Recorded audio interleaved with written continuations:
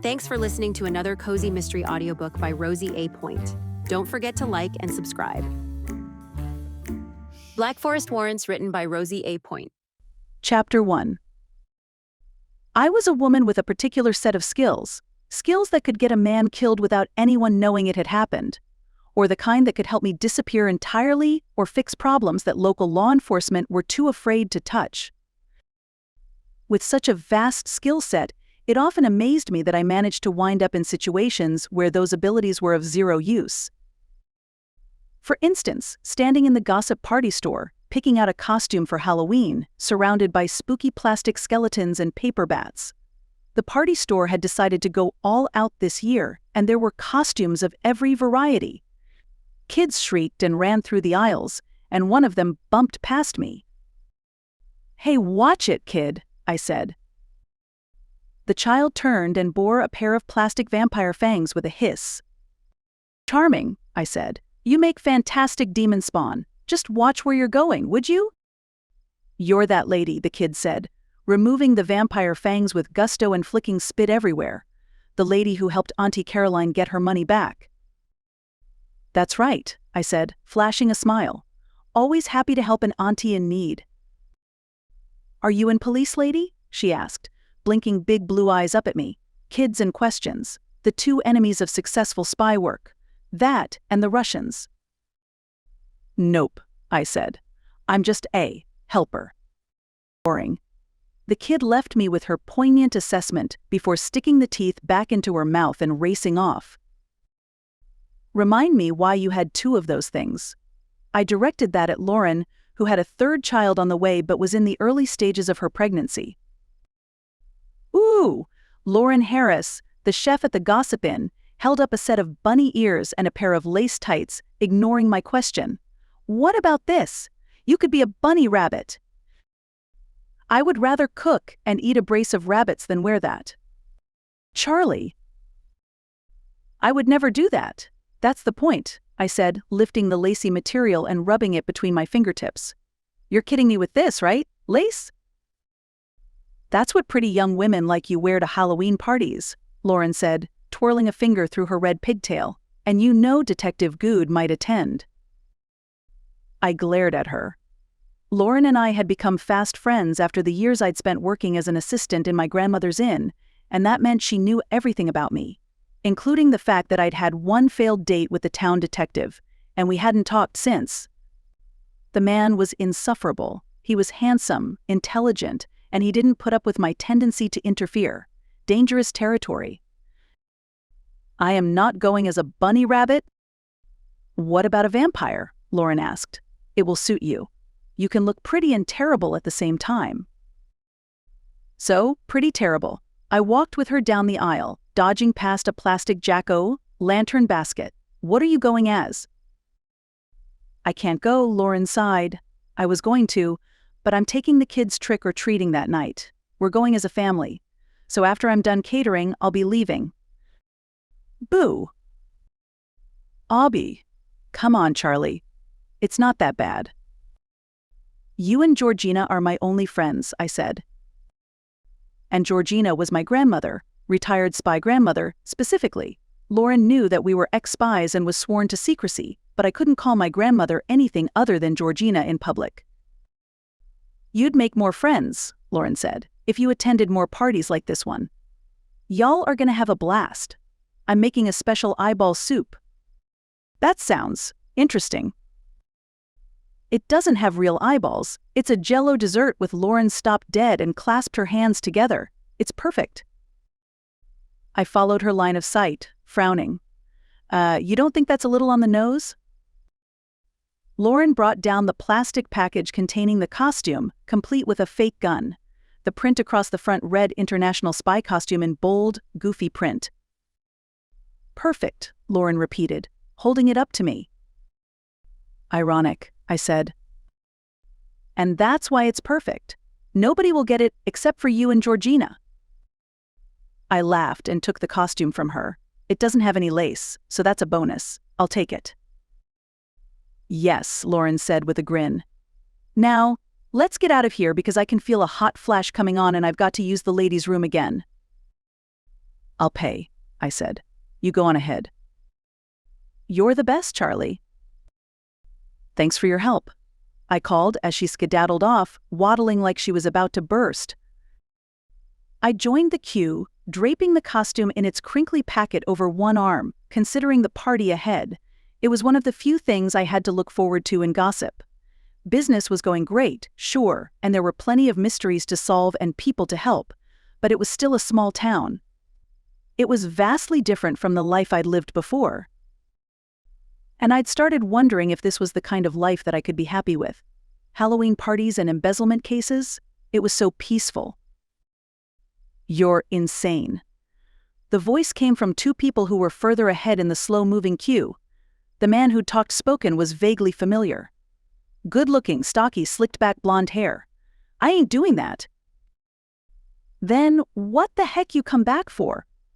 The person who answered was heavy-set with thick brows and a bad attitude. Dale Screenton. He had a bad reputation around town. In fact, I'd had several people approach me about him, asking that I prove he'd poisoned their crops or been meddling in their business. He was a businessman, which was another term for scammer in gossip, who bought and sold and traded in whatever he could get his hands on. Why's Blondie so familiar? And what's he doing with Screenton, of all people? I kept my gaze on the cash registers near the front and ignored the pair, all while eavesdropping on their conversation. "I don't want to cause trouble, Dale. And you want nothing but trouble. I'm telling you, it's not a good idea. You wouldn't know a good idea if it hit you in the face and called you Martha." The men glared at each other, and a few of the other customers in the line shifted their weight from one foot to the other or glanced around in discomfort. "We'll talk about this some other time," the familiar guy said. "We'll talk about it now." Dale glared at him. Whatever was going on, it didn't need to spill over into the party store. I couldn't help being interested. The minute I got to Gamma's party at the inn tonight, I talked to her about this. She had an entire database in her underground armory. If anyone would know who this guy was, it was her. "This is a business opportunity you won't want to pass up." The line moved and the two headed off to the nearest checkout counter, taking their argument with them, but I watched regardless. There was some tension there, and a part of me wanted it to spill over so I could be the one to pick up the pieces. "You're losing it. Looking for trouble? Maybe Detective Good was right about me." I dismissed the thought as the cashier summoned me over to pay for my ironic Halloween costume. Gossip was peaceful. It was probably better that it stayed that way. Chapter 2. You don't want peace, do you, Charlotte? My grandmother had opted for a witch costume this evening, the pointed hat perched crooked atop her head. That's the costume you decided on for the evening's festivities. Her British accent was more pronounced when she was flustered or aggravated, and this evening she seemed to be both. The handsome dentist was in attendance at the Gossip Inn, and the place had been decked out with Halloween decorations that only added to the spooky atmosphere in an inn that had hidden nooks and rooms. "What's wrong with my costume?" I asked, toting my fake gun. The real one was strapped to my thigh. I'd modified my costume pants so that I could rip free a section free and remove the gun if it was needed. Granted, there hadn't been a reason for lethal force in our town in years. "You're a spy," Gamma said. I twirled a pretend mustache above my lip. "I believe the costume is an international spy, mademoiselle." "Don't you think it's a little on the nose, Charlotte? I mean, really?" I shrugged. "Lauren picked it out. Besides, we've got to live a little, am I right? I spent too long wearing dresses with ugly cats on them. Not that real-life cats can ever be ugly." I said the last part loudly so that Cocoa Puff, the inn's cat, wouldn't get offended from where he was perched on the grand staircase. "Oh well," Gamma said, "it's too late to turn back now. Let's join the party, shall we? People are starting to whisper." I followed my grandmother from the hall into the dining area, and nostalgia struck me. I'd spent over a year working in the inn, delivering food to tables and talking to the guests. It was strange to not be a part of the staff tonight. And even though I loved my new life of being the town's only fixer, I did miss living here. Living here, working here, the shenanigans we got up to, And the cat's in the kitten foster center as well. Ah, there he is, Gamma said, waving to her dentist, who had dressed up like Frankenstein's monster. You won't follow me over? Roger that. Gamma gave me a long-suffering look. What? I shrugged. I'm in character. And off she went, leaving me thoroughly alone. Though, was a person ever truly alone when you lived in a small, rumor-filled town literally named Gossip? Not really. The dining area was decorated in oranges and blacks, with the tables cleared back against the walls to allow the guests of the inn and the party to mingle and dance. I made a stop by the table of canopies and loaded up my plate, tucking my fake gun away in an equally fake hip holster. Careful, Smith, you'll take someone's eye out with that thing. Aaron Good, the handsome detective who was my enemy, gave me an enigmatic look. He swept his fingers through his dark hair, a half-smile lifting the corner of his lips. Long time. What are you supposed to be? I asked him, ignoring the traitorous butterflies in my stomach. A pain in the rear end? Tonight, he said, gesturing to his uniform, I'm a deputy of a small-town sheriff's department. Instead of a regular old detective? Exactly. Forgive me, I said, but it's not exactly inspired. I faked a yawn and loaded another lemon meringue mini pie onto my paper plate. And your businesswoman suit is? I'm a spy, I said hotly, just as the music switched from one stereo to the other. Across the room, Gamma shot me a dagger-eyed stare that threatened to melt my insides. She was a master at those types of looks, and I gave her a sheepish grin. A spy, Good said. That's what this is meant to be. Correct. What did you think I was? A businesswoman with a gun. The world's a scary place, Good said. Even more so with you in it. Truthfully, Good hadn't seen half of what the world could offer. He was a small-town cop, an important job, but he hadn't fought off arms dealers or rogue spies or... When are we going to do something about this, Smith? He asked, using my fake name. Not that he knew it. My real name was Mission, and I missed it. Missed being a spy, even though I'd willingly given it up. About what? This tension between us, Good continued, his cologne filling my nostrils and clouding my judgment. I spotted the eyeball soup Lauren had mentioned and dished some into a bowl with an unattractive plop. The only tension between us, I said, is the headache developing between my eyes the longer this conversation continues. Good gave me a smirk that put a dent in my steely exterior. Unfortunately, I wasn't a master of those evil-eyed looks like my grandmother. I've been thinking about you. Well, don't. The more you think about me, the more my head hurts. It didn't have to make sense. I'd been through enough with men, and I didn't need another conquest or failed relationship. And our date had been a darn nightmare. Sorry, a female vampire said softly. Do you mind if I grab some eyeball soup? The vampire was gorgeous, young, and a platinum blonde beauty that had most of the men in the room staring. She was accompanied by a much older, balding man whose left eye twitched intermittently, the other shielded by a white half-mask. Sure, I said. Be my guest. Can't eat all the eyeballs myself. The man guffawed. You've got a sense of humor for, a...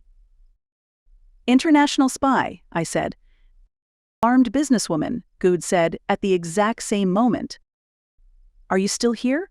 I shot over my shoulder. Apparently, he replied. Wait a second, I know you, Charlotte. The man smiled and clicked his fingers, removing his mask. Colby Jones. Mr. Jones, how are you? I'd helped him with a problem out on his ranch a year back. And this must be your daughter, April. I've heard a lot about you. Ditto, April said, shaking my hand with the tips of her fingers. Dad told me you help people. Detective Good, who had fixed opinions about my work, snorted. Ignore him, I said. He's got a terrible sinus condition. Continuously produces mucus. You should hear him during spring. Good gaped at me. How long have you been in town? I asked April. Actually, I got back from Minnesota about a month ago, April said. Dad and I were staying at the house, but we've relocated to the inn. "Oh, you're staying here?" I asked, glancing up at Colby. "Sure are," he said. "Ranch is getting a good old-fashioned revamp, so we're up on the second floor for the next week or two." "That's great. Kind of like a vacation," I said. A third creature of the night joined us, this one with dark circles under his eyes and a stuffed crow perched on his shoulder. "Jell-O?" He pointed to the eyeball soup. "It's divine," April said, then flapped a hand in my direction. "Where are my manners? Miss Smith, this is Edgar, our new friend. He's also staying in the inn." "First floor," Edgar said, extending a hand. "Wait a second." We shook on it. "Your name is Edgar, and you decided to dress up as Edgar Allan Poe?" "He's also a poet," April added in excitedly. "In real life." "A little on the nose," Edgar said, "but that's what makes it fun." "I couldn't agree more," I replied. "Nice to meet you. And it's nice to know you'll be at the inn. I'm staying the night too." I'd finally grown accustomed to this town and talking to people. Now that I was a fixer, I found it easier. Living in gossip was a trial by fire for the common introvert.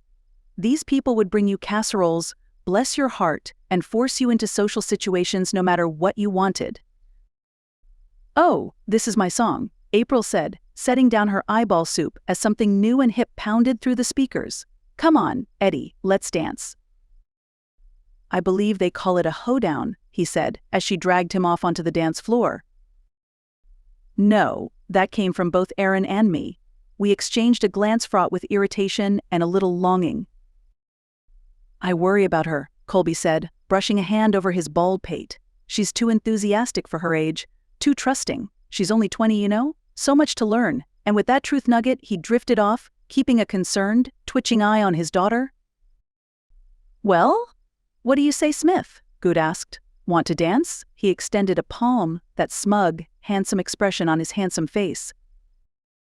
I handed him my eyeball soup, which jiggled attractively in its glass bowl, a few of the irises turning to stare up at him. "Hold this. I need to go see a bowl about a bladder." "Lovely as always, Smith," he shouted after me. I gave him a folks salute before exiting the dining room. Chapter 3. Gamma had kept my room preserved since I'd left the inn, and it was nostalgic to pop back in and use the attached bathroom. I'd needed the moment to clear my head, particularly since that irritating detective decided to make an appearance at the party. My grandmother preferred to keep law enforcement in plain view, where she could attach microphones or button cameras to them to track their movements, so it made sense that she'd invited him. It was annoying. I smiled at the floral bedspread that I despised and checked my reflection in the mirror, rearranging my short blonde hair and then checking the back of the mirror for bugs. My grandmother had left the mirror clean, possibly because she knew I would look there. I sighed and exited the bedroom, making my way down the hall. The hum of music from downstairs drew me back toward the party, but the sound of a conversation nearby stopped me. Call it nosiness or habit, but there was something about the tone of the voices that sent a thrill down my spine. My gaze flicked toward the door to my left, and I stepped off the runner rug. Don't know if we should. A woman talking. Vaguely familiar. Nobody will ever find out. But I made a promise, Eddie. I made a promise, and I can't break it. Our friendship. I would never replace it with anything, but you're asking me for something that I can't give you. Eddie? So I'd stumbled upon a private conversation between Edgar and April. But you can. I'm not asking for much. You know that. You're making this difficult for me, April said, a waspish quality entering her voice. I don't like being pressed like this. I know, April, I know. Then why do you insist on pressuring me? April snapped. My eyebrows climbed. This was the soft-spoken woman I'd met downstairs. I'd been in my line of work long enough to know that you couldn't take people at face value, and that first impressions meant nothing. The change in attitude was interesting. This is important. Listen, you. Listen, I barely know you. We've been hanging out for a week, April said. Do you think I'm going to put everything on the line for you? You stay out of my way and let me do what I have to do. Got it? You can trust me. You can tell me the truth about everything. I don't know what you mean. Come on, April. I know who you really are. No, she said, you don't. And you never will. April, wait. For what? For you to annoy me even more. There's a party downstairs. Footsteps. I headed off down the hall with light feet and let myself into one of the guest bathrooms, holding the door open a crack. April emerged, pretty in her costume. She stopped and glared back at Eddie. Don't follow me. I'm going for a walk in the gardens. April, But she rushed off downstairs before he could complete the thought. Edgar glared after her, trembling from head to toe, his fists clenched at his sides, and the stuffed crow on his shoulder wobbling. Finally, he released a breath, shook his head, and descended the stairs. What on earth was that about? There was something strange going on at the Gossip Inn, and it had nothing to do with the eyeball soup. I let myself out of the bathroom and made my way back down to the party. Gamma was still embroiled in conversation with her dentist paramour, so I waited patiently for her, leaning casually against the brake front. Gamma spotted me and excused herself. Charlotte, what possessed you to lean against my furniture? Sorry, I said, straightening. But I just heard something interesting that I thought you might like to know. Briefly, I told her what I'd overheard. Gamma clicked her tongue and let out a sigh. Oh, Charlotte, you simply can't help yourself, can you? Edgar and April have been embroiled in an illicit affair for quite some time now. Of course, I'm the only one who knows about it, given the cameras in the halls. And not in the bedrooms, I hope. Gamma gave me a withering look. You know I'm all for personal privacy and the sanctity of the individual. How could you even ask me such a thing? I've watched you pistol whip a man. I'll concede the point, Gamma said. Regardless, try not to eavesdrop on people's conversations. Not everything at this inn is a matter of national security. I grumbled under my breath, but gave her a nod. Gamma was always on the ball, as she liked to say, and that meant she would know if there was anything to worry about at the inn. Anything going on that needed extra attention. I couldn't help worrying about what I'd heard. That hadn't sounded like a lover's spat. That had sounded almost businesslike. My gaze locked onto Edgar, who'd rejoined the party and was at the buffet table, glaring into his bowl of eyeball soup with intensity. April's father, Colby, drifted past him and asked a question, then looked around, his brow pinched with concern. There was an interesting dynamic between the three of them. Edgar and April friends but fighting, the father overly concerned and protective over a daughter he hadn't seen in years. Gamma drifted past me, shaking her head. Try to enjoy the party, will you? You're disturbing the guests with your creepy stares. I'm a spy, remember? I patted my costume. I'm supposed to be dark and mysterious.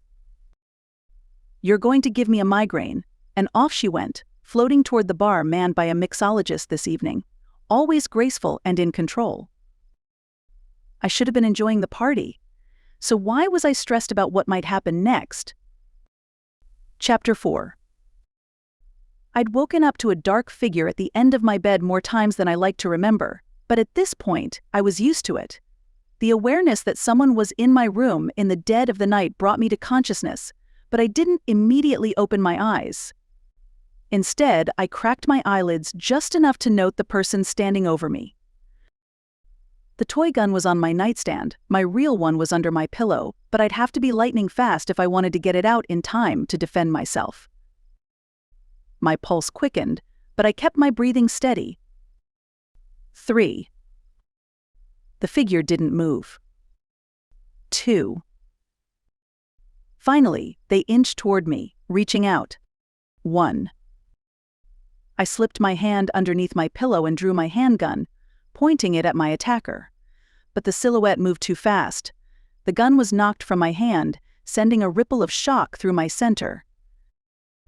There was only one person who could disarm me like that, and it was. For heaven's sake, Charlotte, Gamma's whisper penetrated the darkness. I was trying to wake you peacefully. Then maybe standing over my bed in silence wasn't the way to go. You know I have an aversion to that. The last time it was Brian, my ex. My insides turned at the memory. He was long gone, and I was happier for it. Gamma clicked on my bedside light and handed me my gun. Cocoa Puff lay at the foot of my bed, brown and adorable. He gave a tiny meow and cracked an eye, unfazed by our late-night interaction. Cocoa Puff had seen it all in this place. Snowy, the white cat who roamed the inn and hung out with the groundskeeper's dog, Charlie, was absent this evening. "What's going on?" I asked. "Death and destruction," Gamma said. "Wars. Unhappiness. Pestilence." "I never knew you to be negative, Georgina." "There's a dead body in the forest." I arched an eyebrow. "You're sure?" Gamma saw my eyebrow and raised me too. "All right," I said. "Give me a minute to get out of bed." "You have 30 seconds, Gamma said. "I'll meet you out in the hall." And then she swept out of the room to wait for me. I'd been raised by my grandmother, so when she said 30 seconds I knew that she meant it. I leaped out of bed, slipped on a pair of shoes, stowed my gun in the waistband of my PJ pants, and stepped into the darkened hall to meet her. "What do we know so far?" I murmured. Gamma had her gun out. She handed me a tote bag, and I took it, testing the weight in one hand before slinging it over my shoulder. "Male victim," she said. "Not staying in the inn. Not an attendee of the party last night. We'll talk when we get to the crime scene." "Roger that." We moved through the gossip inn like shadows, past the decorative nooks containing trinkets and the false walls that led into hidden rooms, through the foyer, toward the kitchen, moonlight streaming through the window beside the back door. The backyard was well lit thanks to the full moon, casting a sheen over the top of the greenhouse where Lauren got fresh vegetables for breakfast, lunch, and dinner for the guests. Charlie and Quentin were tucked away in their shed nearby, newly built for their comfort with the lights off. Gamma and I started across the yard, and I followed her lead, stepping lightly and keeping to the shadows underneath the trees. The sounds beneath the canopy were muted, and the trees grew thicker, closer together, increasing the sense of claustrophobia. Gamma clicked on a small flashlight. Finally, the distant sound of running water filtered through the night, and Gamma gestured for me to follow her to the left. The trees opened out into a small clearing, and there he was. The body. "No blood," I said. Gamma nodded. "Gloves, hairnets, and then phone," she said. I removed 2 pairs of latex gloves from a box inside the tote bag, and we snapped them on. We slipped on hairnets, and then I handed Gamma her phone. She gave me the flashlight in turn, and I illuminated the scene while she snapped pictures of the deceased man. I sucked in a breath. "What?" Gamma asked. "I know this guy," I said. "I saw him at the party store earlier today. He was arguing with Screenton." Gamma snapped more photos. I walked the tote over to a nearby tree and nestled it between the roots, then walked over to join her.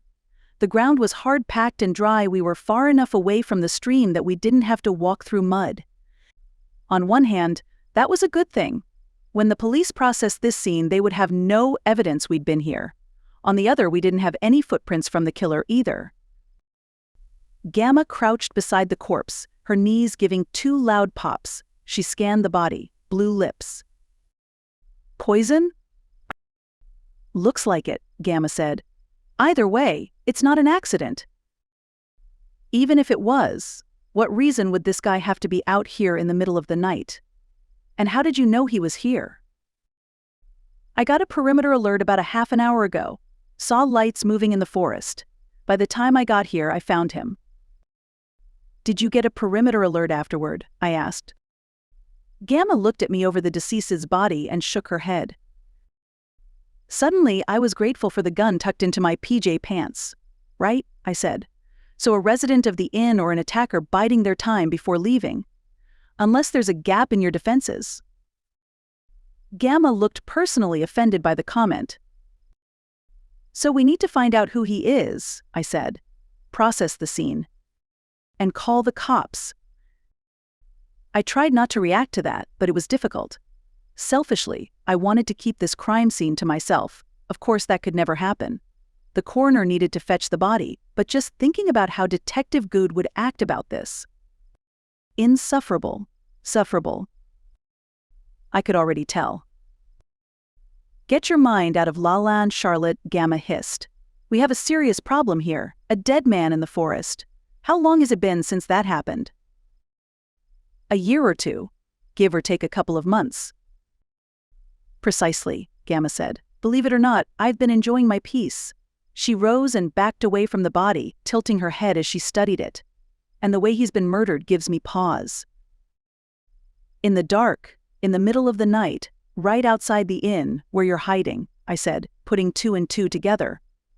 That, she said, and the puncture wound on the neck indicates the deployment of some kind of injectable. This wasn't an oral poisoning.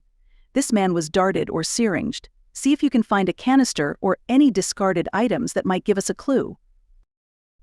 I set to work, a knot of worry forming in the pit of my belly. Gamma was right. This was a professionally done murder. Could it be targeted? Could it be that the person who'd done it had wanted to send my grandmother a message? Chapter 5.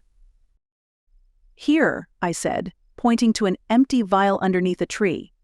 It had taken me 15 minutes to find it while my grandmother carefully catalogued every inch of the victim's body. She'd turned his arms over so that she could examine his fingertips, checked his stomach for puncture wounds, even gone so far as to lift his eyelids. It was the dude I'd seen in the party store, all right. The one who'd been arguing with Screenton, blonde and stocky, and at the time with an air of vitality. Poor guy. Don't touch it, Gamma said, sweeping toward me with sure steps. The tote, Charlotte, the tote. I fetched it for her and Gamma retrieved a small silver device from within. She tapped a button on its side and a sharp, razor-thin needle emerged. New material, she said, a hint of a smile at the corners of her lips. Hard as diamond, and it can extend if necessary to access tight spots. Take samples too. Looks like an acupuncture needle, I said. Sure, if acupuncture needles cost hundreds of thousands of dollars in RD, Charlotte. I watched as Gamma inserted the needle into the side of the glass vial. An orange light flashed on the side of the silver device. It's trying to analyze what's left of what's in the vial. It's determining whether it can take a sample or not. The orange light blinked 3 times. Ah, it's found enough of the substance. Now we give it time. Goodness me, these gloves are making me perspire. Gamma hardly ever complained. Was she nervous? She had to be. My grandmother was usually cold as ice, but she had enemies in the worst circles in the world. Arms dealers, drug dealers, crime bosses, spies, foreign countries with an interest in the United States. People who had access to the worst types of weapons imaginable. Radioactive devices, bioweaponry and worse. There were some things I preferred not to think about, but my grandmother was good at absorbing that pressure.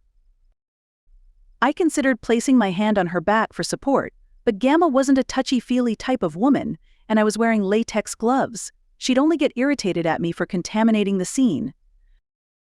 The button flashed green, and my grandmother let out the tiniest of sighs. There, she whispered. We've got a sample. I'll have to have Rochelle at the lab analyze it. Rochelle? Oui. She's new. I've decided to outsource to someone else, Gamma said, rising from where she'd been crouched. Carefully, she tucked the device into a plastic baggie which she placed in the tote. All right, I'm not entirely sure that we'll find anything else out here. We have our victim, and I've got pictures to analyze as well. Goodness, he is familiar though, isn't he? Yeah, I told you. He was in the party store. I'm sure I've seen him somewhere before, but where? You said he was with Screenton? Yeah, I said, arguing with him. You don't think that Dale Screenton has grown a brain and suddenly has access to deadly poisons likely sanctioned by an enemy spy agency? Probably not. You're assuming this is a foreign poison, I said. We don't know that yet. True. Still, I have my doubts. Just the way the attack was committed. The first thing we need to find out is who this guy is, who his enemies were, and why he was on the inn grounds in the first place. Oh, I said, trying to click my fingers and failing in the latex gloves, and why you didn't get an alert for the killer leaving.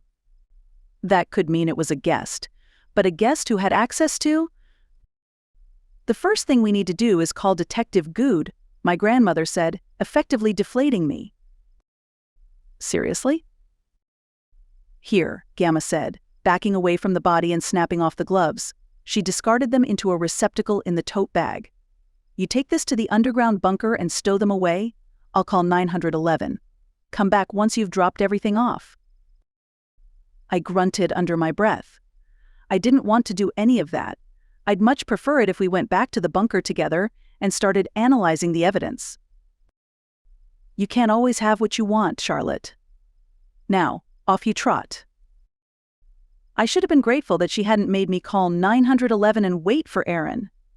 That would have been awkward as heck. I trudged out of the forest and toward the gravel pathway that wound around the back of the inn toward the basement doors decorated in glow in the dark mushrooms. I slipped the key from around my neck. I still had my copy and unlocked the doors. The night was quiet, and I paused, listening hard for any sign of an interloper. Goosebumps rose on the back of my neck, and I trusted that feeling, my hand moving to the waistband of my PJ pants. I scanned the darkness, crouching low to make myself a smaller target. Nothing moved, not a breath of wind or the crunch of a leaf. Even the crickets were quiet. And then, almost as if by magic, the sounds rushed back in. Usually the wilderness went silent like that when there was a predator nearby. Whatever had been watching from the dark had moved on. I hurried into the basement, leaving the doors open as I moved through the collection of covered furniture and junk and past the shroom shed where Lauren got her mushrooms for delicious meals. I reached the hidden door to the armory, waved a hand over the panel, and a pneumatic hiss sounded, followed by a click. A door popped out of the wall and I entered the space. "Welcome, Charlotte. Remove your shoes." The cool voice of the new AI assistant annoyed me. Yeah, I said. I'm not staying long. I dropped off the tote next to my grandmother's desk, then slipped back out of the armory, moving through the darkness underneath the inn with a hand on my gun. I emerged to find everything normal. Lights flashed from the front of the inn, blue and red, and I rolled my eyes heavenward. Great, he's already here. Of course he's already here. I locked the basement doors and trudged around the corner, dropping my gun into one of the bushes along the way. Detective Good stood in front of the inn with my grandmother. I made a show of scraping my hands over my eyes and yawning as I approached. "Georgina?" I asked. "Georgina, what's going on?" My grandmother turned toward me. "Oh, Charlotte, you're awake. Nothing to worry about. Just a matter for the police." For the police. Detective Good watched our exchange with a high degree of cynicism. Before he could say anything, the inn doors opened, and a few guests emerged, also scrubbing their faces and frowning. "What's going on?" Mr. Jones asked. "Is everything okay?" April hugged herself. Edgar yawned and tried to shift closer to her, but she stepped away from him. "Everyone, return to your rooms," Aaron said, pointedly, making eye contact with me. "This is a police matter. You will be questioned shortly." I didn't like the dismissal, and I had to work to keep my face blank. Baring my teeth at the detective would give the game away. Chapter 6. Cocoa Puff perched in my lap, purring away as I stroked his chocolate-brown fur. I could always count on this cat for comfort. My dearest Sunlight, who was a ginger fur ball with an attitude, was at my apartment in town and had likely torn up the back of my recliner in protest at having to sleep alone tonight. I often brought Sunlight to visit the other kitties, though there were strict rules about cats entering the kitten foster center at the inn. "Well, here we are again," I muttered, stroking Coco. "What do you think?" Coco meowed, tilting his head.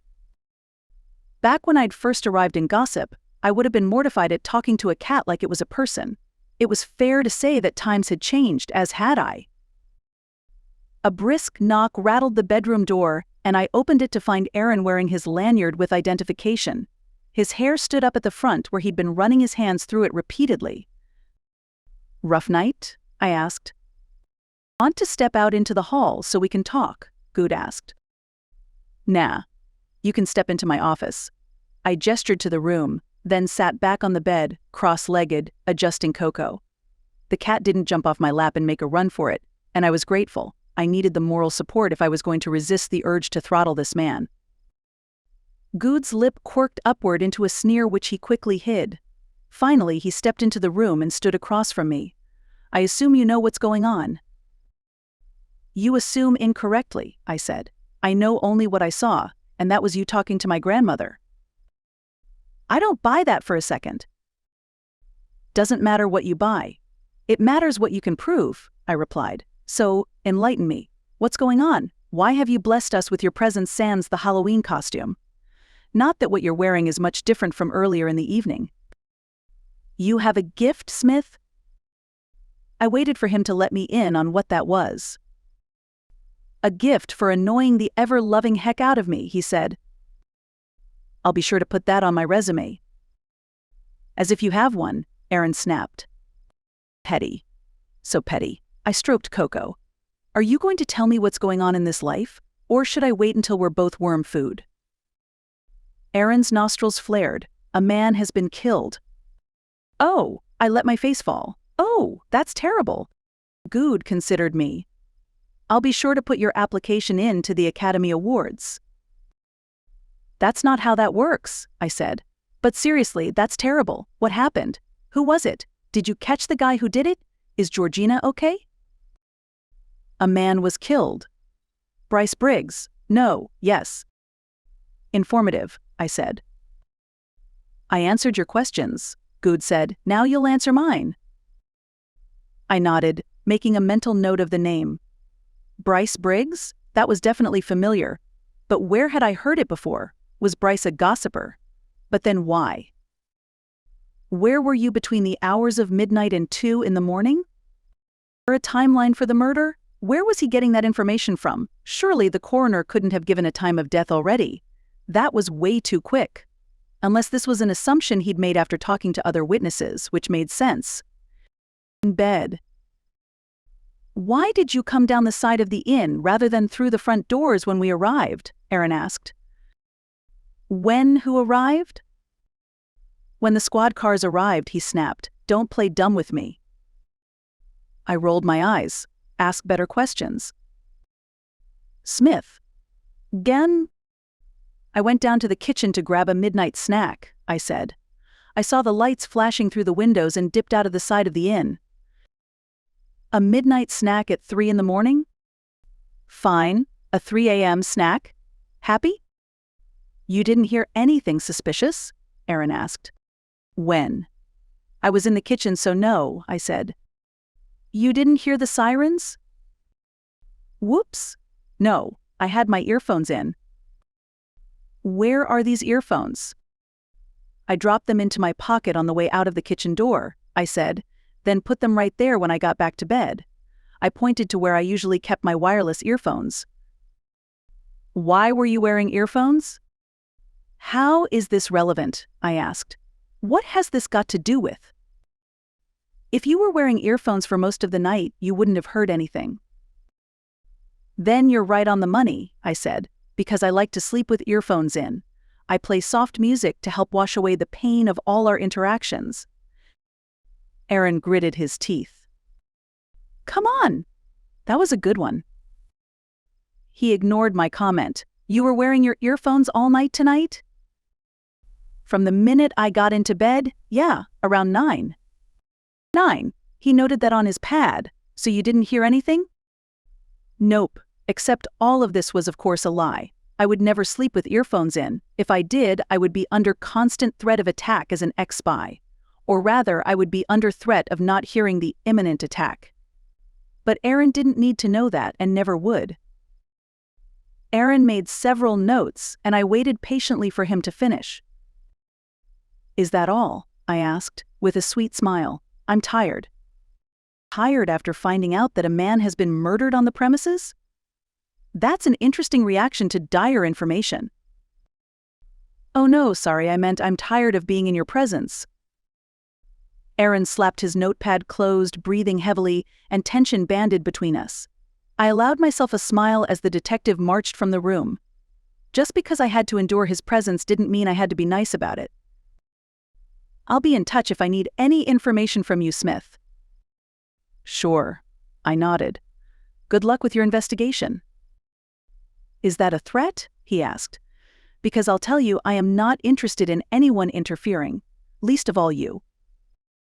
So the last time when I helped you and you thanked me, that meant nothing. Aaron took a breath and studied me. No, I didn't say that. I'm saying that this time I'd appreciate you keeping clear of this. I will. He turned to go. Unless someone asks me to fix this problem. Me and my big mouth.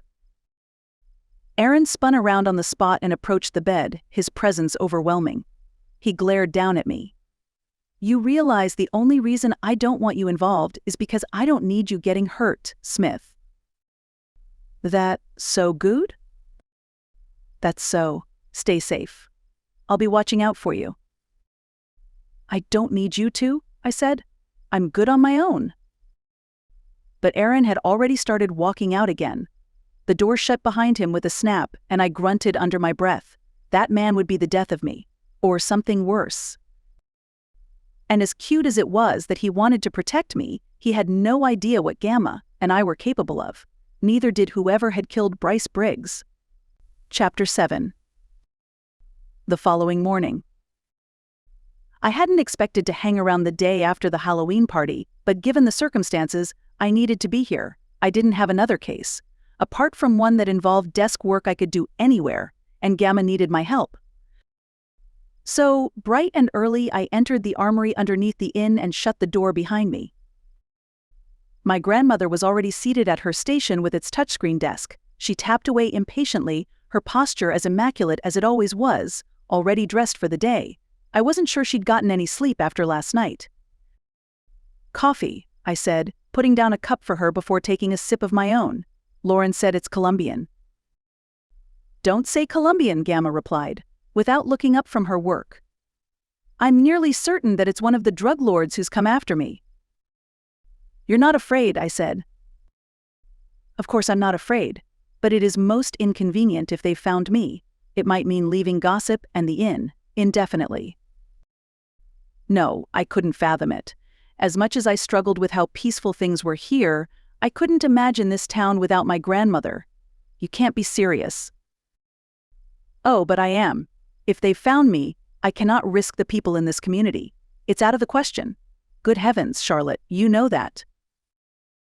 I took a sip of my coffee to keep from answering. If one of them knows, how long before another finds out? How long before they try to reach those closest to me? Of course, you would be fine, but Lauren? Her husband? Her children? The cats? I didn't like the direction this conversation was headed. Did you find anything out about this Bryce Briggs? Gamma nodded and summoned me over. She tapped on the screen and it projected an image onto the wall above the desk. Bryce Briggs, the victim, posing for a mugshot. Though, posing might not have been the correct word. Bryce Briggs, Gamma said. I thought he was familiar. Born and raised in Gossip, left when he was in high school, came back about 2 months ago, according to my records in the Grapevine. Mugshot from petty theft. The Grapevine included all of Gamma's connections around town in Gossip. I've scanned footage from surveillance cameras around town, Gamma said, flipping through images. But it's going to take some time to go through them in full. I'm sure there's more to this murder than an argument with Screenton. What else do we know about him? Gamma scanned the file, running a finger down the length of her nose and tapping the end of it. According to several women who went to school with Mr. Briggs, he was quite the Lothario. Several girlfriends at once, that kind of thing. Not exactly worth poisoning a man for. Unless he was having multiple affairs, Gamma said. Though that wouldn't explain how he got onto the premises or why. Anything from your exterior cameras? Gamma shook her head, summoning up several camera angles on the wall and flicking through them with taps left and right. No. Then, how? Someone took out camera 5-5, Gamma said, and I didn't get an alert on my phone. The notification was muted. Did you mute the notifications? Gamma met my gaze, her blue eyes sharp. No. That's unfortunate. The plot thickens. Whoever committed this crime knew what they were doing. You're saying they took down the camera, hacked your phone, and then murdered Bryce Briggs, gossip high playboy, for what? To send a message? I shook my head. Doesn't add up. Are you sure you didn't mute your notifications? Gamma pursed her lips at me. I'm just saying, I said, that people butt dial each other all the time. It's plausible that you could have muted notifications on your app, or even on your phone. How did you receive the notice that something was going on in the forest? On your phone? No, it was directly on my laptop, Gamma said. I was working upstairs when it happened. There you have it. It's not necessarily a hack job. I've deleted all my data and crushed the phone regardless. Gamma produced a new phone from her pocket and tapped away on it. I've forwarded you my new contact details. Crime scene photos? Really, Charlotte, do you think I'm that out of touch? I've already forwarded them to the database. Gamma pulled them up with a touch of the pad. I grimaced. I'd seen plenty in my time as a spy and afterward, but I didn't enjoy looking at crime scene photos. The way he's positioned. Gamma shook her head. It doesn't look like he tried defending himself. Taken by surprise. Might have been a projectile. The lab results? I've only just sent them off. Rochelle is hard at work. I should hear back soon, but we'll see, Gamma said with a sigh. There are a few avenues we can take, but the most important is to find people who have been in close contact with our victim. And who are spies, I said. The problem with that, Charlotte, Gamma said, rolling back in her chair and standing, is that most spies don't dress up as spies for Halloween. Touché. I frowned as my grandmother walked toward the exit. Then you're suggesting we investigate the regular folk of gossip. Our regular folk can be spies. You know that as well as I do. There were 2 alerts on my laptop. One when the victim entered the property, another when the killer followed them. Motion sensor alerts, none of them leaving. Something odd is going on here. Can I see the alerts? I asked. Gamma beckoned for me to follow her, and we headed out of the armory, the door hissing shut behind us. We emerged into the morning sun and entered the inn through the kitten foster center. We were instantly greeted by happy meows and fluffy tails. The older kittens played out in the common area, while Jessame manned the incubators. She waved at us as we moved through the room, occasionally stopping to stroke the kittens. I can't lose this, Charlotte, Gamma said, almost under her breath. I had the urge to reach out and squeeze her hand. You won't. I won't let that happen.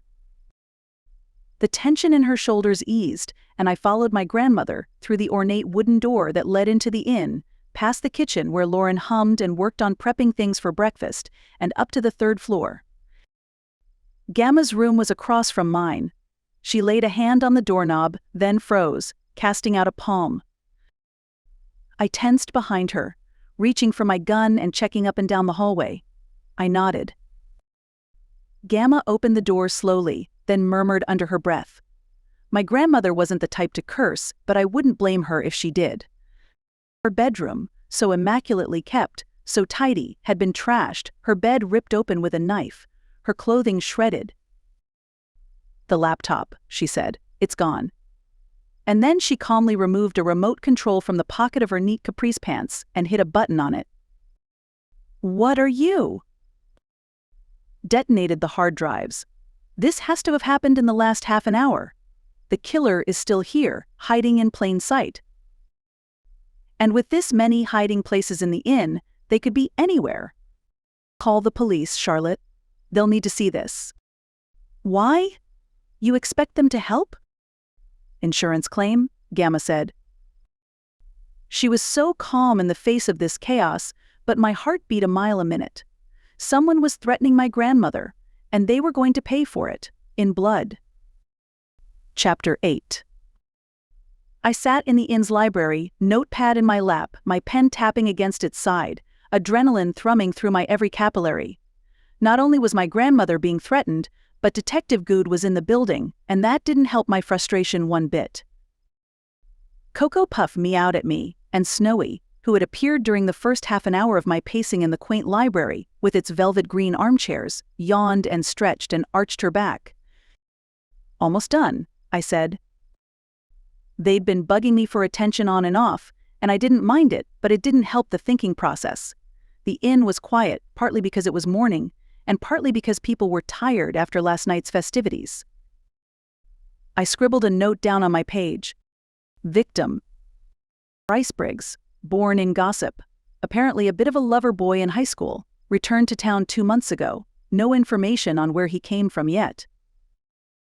Evidence: killed in the forest near the inn between the hours of midnight and 2 in the morning. Surveillance around the inn indicated that 2 individuals crossed the boundaries. No camera footage, however. Whoever committed the crime didn't leave again.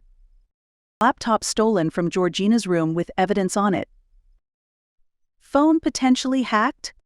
Murder weapon was poison. Not sure which poison yet.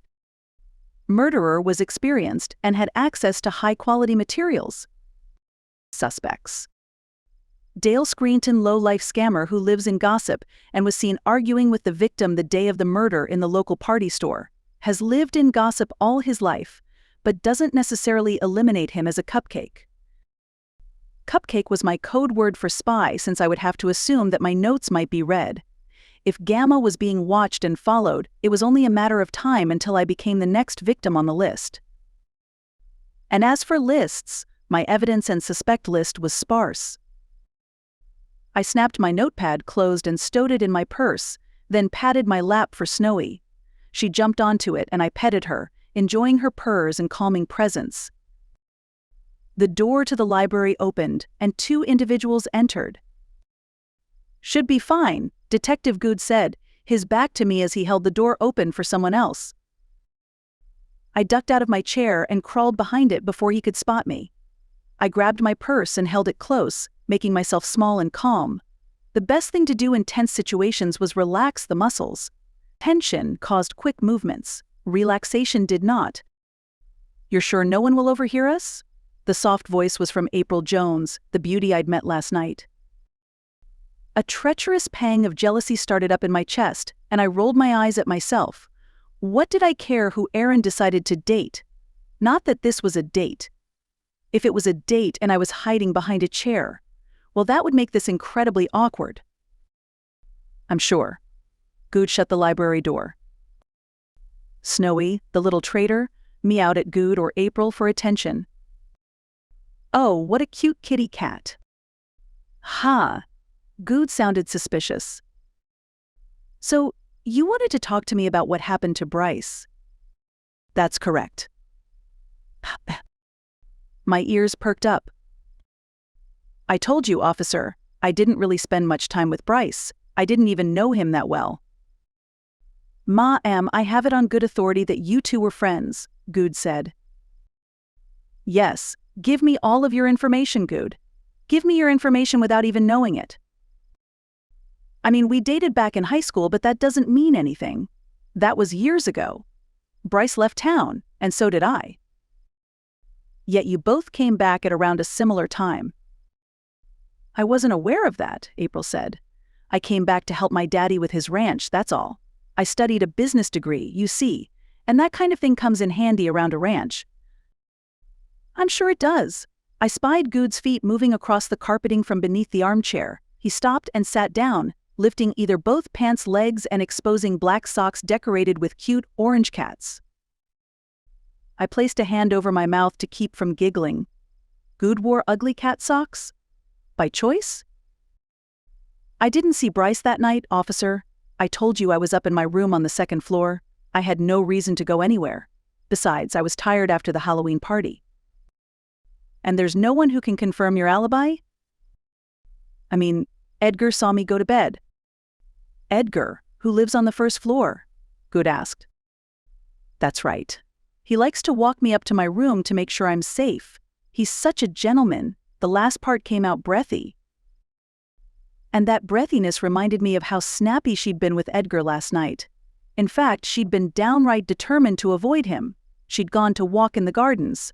And she was new to town, or new back in town. Was it possible that April was actually a spy? One who had been trained when she was allegedly getting a business degree. She'd switched up her attitude quick last night. and I didn't see why she would go from telling Edgar to leave her alone to suddenly wanting him to walk her to her bedroom for safety. "I'll have to corroborate that with Edgar," Detective Good said, at last. "You haven't already?" April asked. Good didn't reply, but the scratching of his pen on the notepad filled the silence. "And you said you were upstairs this morning? You didn't leave your room at all?" "No, sir." April was suspicious, a person of interest because she'd known Bryce, and that significantly added to my suspect list. If April had known him, and April's father was overprotective, and Edgar had been in love with her, well, I had just added 3 suspects. 3 suspects who don't seem like spies at all. But as my grandmother had mentioned, spies weren't meant to seem like spies. They were meant to be innocuous. "Is there anything else, Detective?" April asked after the lengthy silence. "I think that will be all," he said. "But I will be back to talk with you again." "Sure, I'll be here. Not like I can leave until you figure out what happened." The pair exited the room, and the door clicked closed a second later. I let out a sigh and rose from behind the armchair, only to come face to face with a shocked Detective Good. "Hi," I said. "I was just taking a nap." "Seriously?" Good asked, pointing the end of his ballpoint at me and clicking it furiously. "What did I say about interfering, Smith?" I shrugged. Can't blame a girl for wanting a siesta. "It's 8 in the morning. "Ah, just in time for breakfast then. See ya." I hurried past him, but Good caught my arm, sending sparks of electricity up it. "Hey, what's the big?" "Watch your back, Charlie." The use of my nickname snapped my attention to his face. His gaze was deep and dark and surprisingly earnest. "I don't like this. It doesn't add up. Promise me you'll be careful." I opened my mouth, but no words came out.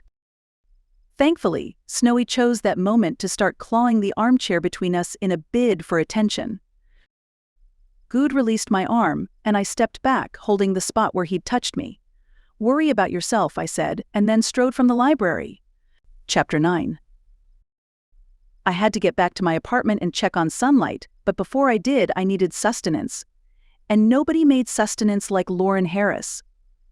She dished up a delicious slice of Black Forest cake, this week's specialty at the inn, and poured me a cup of coffee, then sat me down at the worn kitchen table. "Thanks, Laure."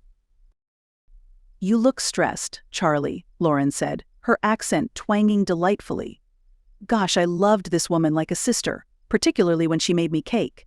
And Georgina's been running herself ragged all morning, talking to the police, on the phone, marching in and out of the inn. I've never seen anything like it. What's going on?" "If I told you, I'd have to, you know." "Pay my therapy bills?" Lauren asked. "Pretty much," I said. "Just don't ask, don't tell. You know the deal." Lauren nodded, but wrinkles creased her brow. "Another dead body," she shivered. "I told you this inn was cursed. Why, just this morning I was sure I heard a ghost outside the kitchen door." "And was there a ghost?" Lauren had an unfortunate obsession with the supernatural. At one point, she'd been convinced that the inn was haunted, that had been a homeless man hiding in the walls, and at another time she'd thought there was a werewolf. Just Charlie, the friendly border collie owned by an ex-convict. Turned out, the truth was sometimes stranger than fiction. "No," Lauren said, after a beat. "It wasn't a ghost. It was one of the guests." I froze. "Which guest?" That pretty one with the blonde hair." "April Jones?" I asked, a forkful of cake halfway to my mouth. "You saw April out there?" "Yeah. Now, why are you looking at me like that?"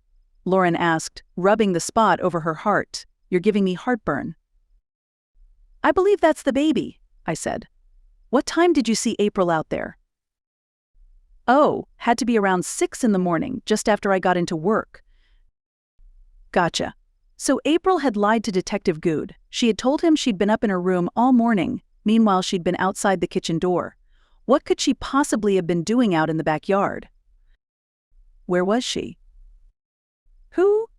April. I nodded, chewing on the moist piece of cake, my eyelids fluttering. It was too good. She was near the greenhouse, sort of pacing up and down and talking on her phone. Loud. Loud enough for you to make out what she was saying? I asked. Not all of it. She was complaining a lot, talking about how things hadn't worked out how she wanted, something about making him pay. Who? I don't know, Lauren said, her cheeks pinking. I'm not the gossiping type. I sniffed. Fine. But I'm not the eavesdropping type, not unless there's a threat to our security. I think April might be just that, I murmured. Lauren's eyes widened, and I quickly reached out and patted the back of her hand. Don't worry, you did good. Now that I knew she was up to something, I'd investigate her, find out exactly why April had returned to gossip and how she was involved with the victim. I'd get to the bottom of this. If April was a spy or an agent for the enemy, I would dispatch her before she became a real problem.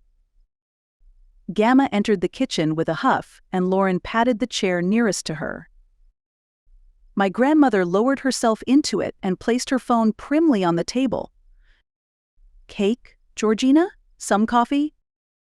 That would be heavenly, Lauren dear. Thank you.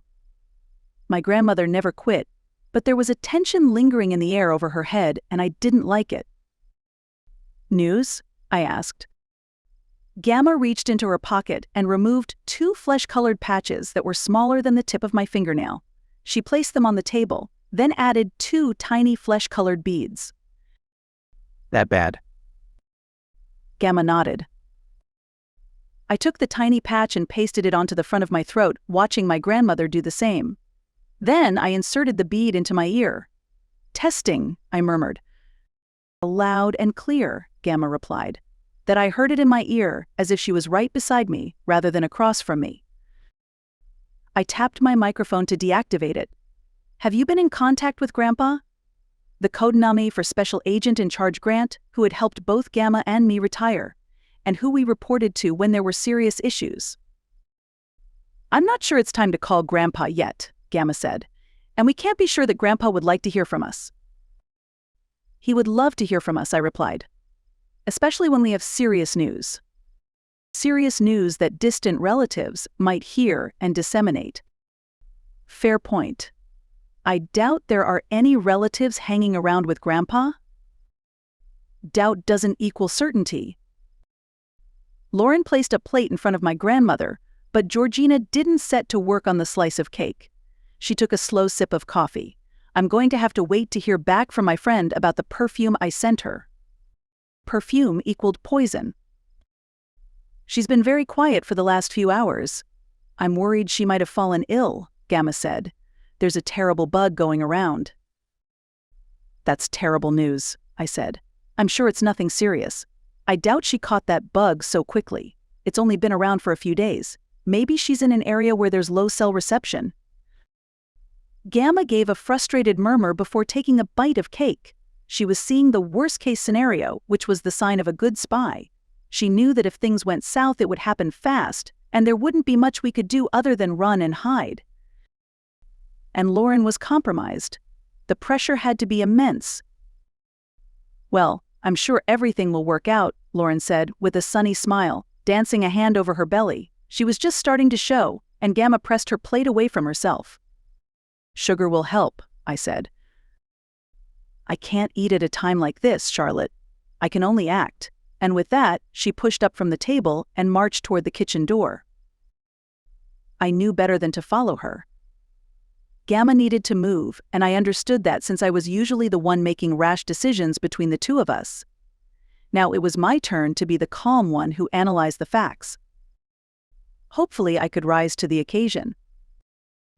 Lauren smiled at me as she sat down with a slice of cake, humming under her breath. If I didn't, everyone we cared for would die.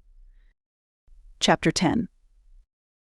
I drove my grandmother's Mini Cooper back to my apartment. Funny, but I still thought of the Mini as hers, even though she'd gifted it to me and bought herself a Hyundai. I loved the sea green Mini with its racing stripes, especially since it drew waves as I drove through town. It was nice to be liked by the folks in gossip now that I had settled in. Being liked wasn't on my list of expectations when I'd first arrived, but it was a good feeling. A surprising one. Gossip's Main Street was fully decked out for Halloween, even though the trick-or-treating had already come and gone. Soon enough, the town council and their events planning committee would take down the Halloween decor and put up paper turkeys, pumpkins, pilgrim hats, and another sign that read Happy Thanksgiving. They liked to string banners over the street between the wrought iron lamp posts. I drove past the brick-faced buildings with windows that let in light and provided glimpses of the cute stores, the bookshops, antique stores, and coffee shops, all filled with customers who were regulars and greeted each other like old friends. My apartment was on Haywire Street, in a small 3-story building with 10 apartments in all. It wasn't a bad place to live, and the rent was, thankfully, affordable. I parked in my spot out front, then let myself into the building and ran up to the 3rd floor, the last door on the right. Sunlight greeted me with the gusto only an orange cat could possess, meowing, tail shaking, an insistent purr, and several hops and jumps. I know, I said. I was gone way longer than intended. Did Mrs. Schickster feed you? I checked his bowl. I see she did. And you ate all of it except 2 pieces. More meowing and happy anger. Sunlight didn't like it when I left him alone, even if it was for a night, and I had to admit I didn't like leaving him alone either. I checked my mail while Sunlight purred at chin scratches provided with expertise. Once I was sure that he was satisfied, I switched on my TV and put the sound on full blast. I walked to the windows in my small apartment and checked they were still locked, and then I proceeded to move through the small living room with its old sofas, its bookshelf, and round coffee table, and the potted plant I kept forgetting to water. I started with the plant. No bugs, no microphones, no cameras. I moved through every inch of the space, climbing onto things, checking the skirtings, the ceiling for pinholes that might contain bugs, the light fitting, everything. The living room was clear. I worked through to the open-plan kitchen next. That took longer, but it was empty too. Then the tiny hall, the bathroom, my bedroom. All clear, not a single bug. Not that it meant anything. Just because there weren't any bugs now didn't mean that the murderer wasn't watching or listening. There were other ways they could reach me. I opened my bedside table, removed the false bottom in the top drawer, and extracted my burner phone. I walked through to the living room, Sunlight watching me with the haughty disinterest that came with being a cat bored by idiot human behavior, and dialed Special Agent in Charge Grant. He answered on the 2nd ring. Granddaughter? Hi, Grandpa. Did you miss me? I could picture Grant sweating and going red on the other end of the call. Depends on why you're calling. Hope it's not to tell me you need more money. I might, I said, but I'm actually feeling sick, Grandpa, because a poor man was killed at the inn last night. That's bad news. Yes, thankfully I didn't know him. He was a stranger. I think that whoever did it was probably from out of town. Code for a possible spy in our midst or a dangerous entity. That's so? Yeah, I said. But enough about that. I'm curious about how things are going there. Are all the cousins behaving? Relatively, he said. I've got one particular niece who reminds me a lot of you. She needs extra help, and all my money and attention has been going toward her. Another spy in hiding like me, a woman, who he had to protect. I'm sorry to burden you like this when you have other family members to worry about, Grandpa, but I think I might need your help. I understand, granddaughter, and I will call you back in a few days. Just tell me when it's Christmas time. Of course. Love you, bye. I hung up before Grant had to say love you back. He hated doing that, and I'd spare him today. Christmas time was our code word for when the brown hit the fan. Basically, when it was time for Grant to throw caution to the wind and come in to save us. Gamma wouldn't approve of the fact that I'd called him, but it was necessary. I needed to know that we had a backup plan in place. If we couldn't figure out who had done this, then we'd need safety. Safety for Gamma, for me, for Lauren and her family, for the cats. Sunlight meowed at me impetuously, and I switched off the TV just as several loud thuds hit my door. Sorry, Mrs. Schickster, I called. I turned it down. More thudding. I frowned, walking to the door. I peered through the peephole, but there was no one out there. I placed my hand on my waistband and opened the door carefully. Edgar, the poet from the inn, lay on the floor. Mrs. Schickster was crouched over him, fanning his face. My elderly neighbor was pale as she glanced up at me. I'm not sure what's wrong with him. I let him in, and we made it all the way up the stairs, and then he just collapsed. I'm sorry, He collapsed? I bent and pressed my fingers to his throat. He was alive. Alive and breathing. But there was a tiny puncture wound in his neck. Darn, I muttered. That's not good. Mrs. Schickster, you'd better call 911. What are you going to do? She asked. 911, Mrs. Schickster. Quick. She hurried off to her apartment across the hall and disappeared inside. Carefully, I shifted Edgar into a more comfortable position, then examined the wound more carefully. It didn't look like there was any poison on the skin. They want to know his height and weight, Mrs. Schickster called from her doorway. About 6'1", 180 pounds, I shouted. Mrs. Schickster relayed the information in a panic while I carefully picked up Sunlight and walked him into my bedroom. I placed him on the bed. I'll be right back. It's important. Sunlight gave me an indignant meow and licked his leg instead of following me. I brought out my burner phone, shot Gamma a text with the details of what had happened, then walked back into my apartment and threw the phone in the sink. I switched on the electric kettle, tapping my fingernails on either side of it on the counter, waiting for it to boil, then finally poured the steaming water over the phone. Finally, once it had cooled and the sounds of the ambulance sirens approached, I dropped the phone on the floor and shattered it with my heel. Chapter 11. Edgar groaned in the hospital bed and opened his eyes, peering around at the calm space he'd been placed in.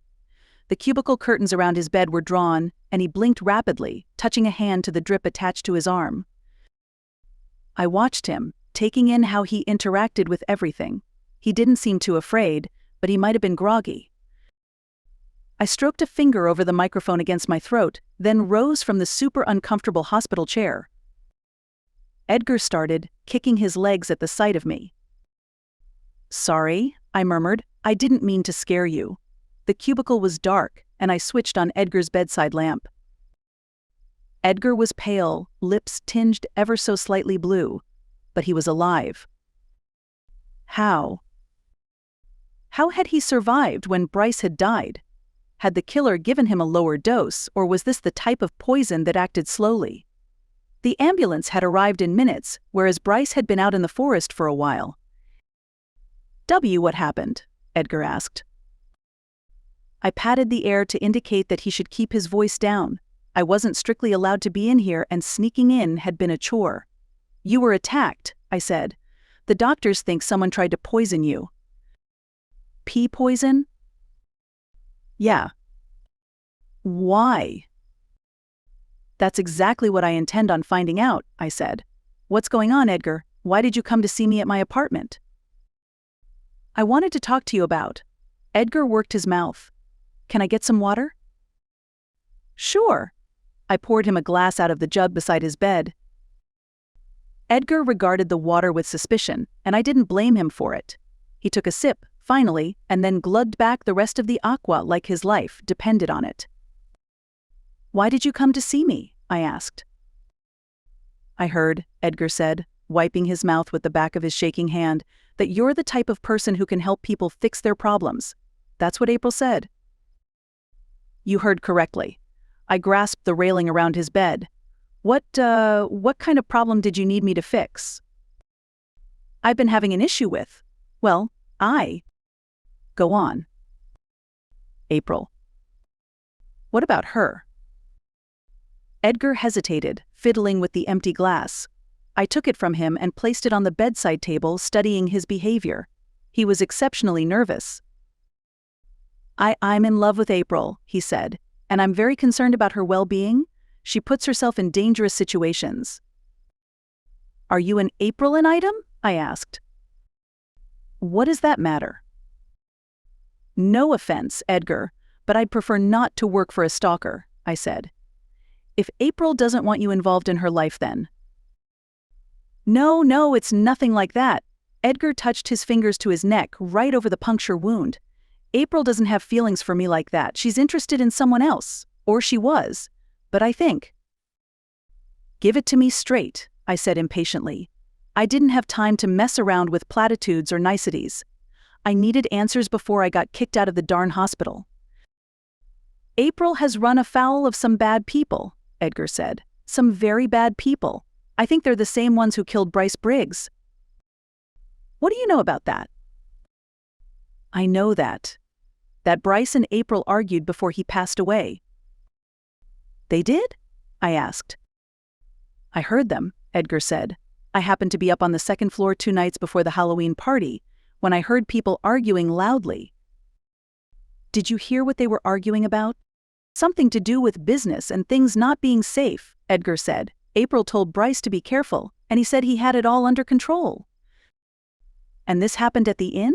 I asked, finding this difficult to believe. Sure, Edgar laughed. Unless I dreamed it. I have an active imagination, but it's not that active. I saw them together. I nodded. And you think whoever Bryce had dealings with was aware of April's presence? Yeah. Please, Miss Smith, you have to help me. I don't know what I'll do if anything happens to her. And now they've tried to do something to me too. It's too dangerous out there for her. She's a sweet young woman who needs protection. This man was hiding something. He had been poisoned, so he likely wasn't the murderer, but he had a secret that he wasn't telling me. Did you have business dealings with April? I asked. What? And no? No business dealings whatsoever? I asked. None. And do you know what business Bryce and April were getting into? Edgar paled. No. If you know something, you need to tell me. I can't help you or April if you don't. Edgar traced his lips with the tip of his tongue, glancing around at the curtains nervously, as if they had ears. There were patients on the other side of them, but I doubted they had anything to do with the murder or the inn. Then again, one couldn't be too careful. What's your number, Mr. Pole? He gave it to me hurriedly. Does this mean you'll take my case? I'll be in touch, I said.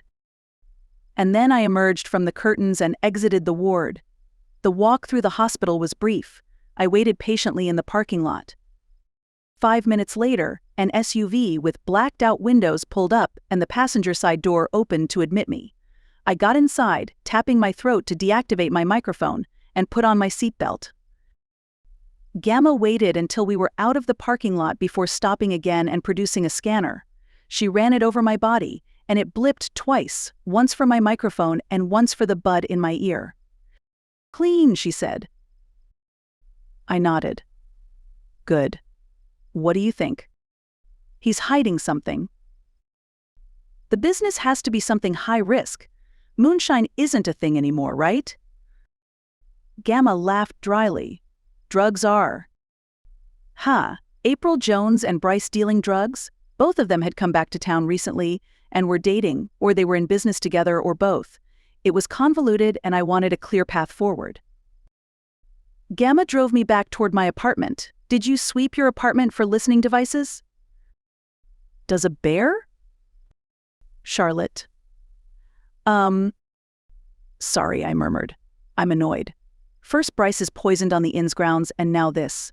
Another man poisoned. This one right outside my apartment door. What is the enemy trying to prove? That they can reach us anywhere? Precisely, Gamma said. They're trying to make us uneasy, destabilize us, throw us off their scent. Then why kill Bryce? I asked. That's what we have to figure out.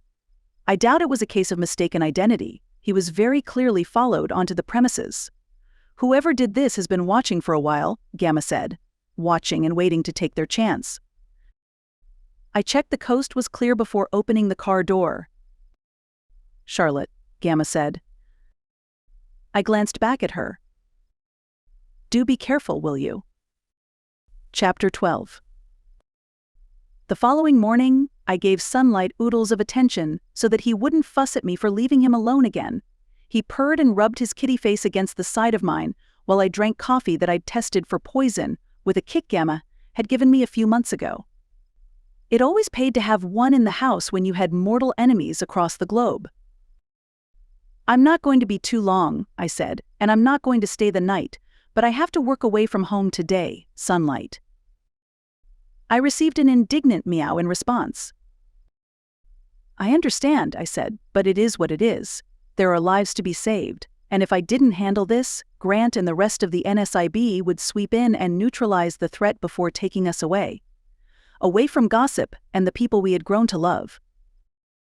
I sighed, finished my coffee, and headed for the door, catching a glimpse of my reflection in the black TV screen. "You don't want peace, Charlotte." Gamma's words rang in my head. Was that true? Did I not want peace? Or was it boredom I wanted to avoid? The fear of being useless when I had been a tool for the majority of my adult life. I checked my phone for text messages and found one from Edgar. They were talking about a new product that would put the big drugstore out of business. A cure-all pill. Edgar.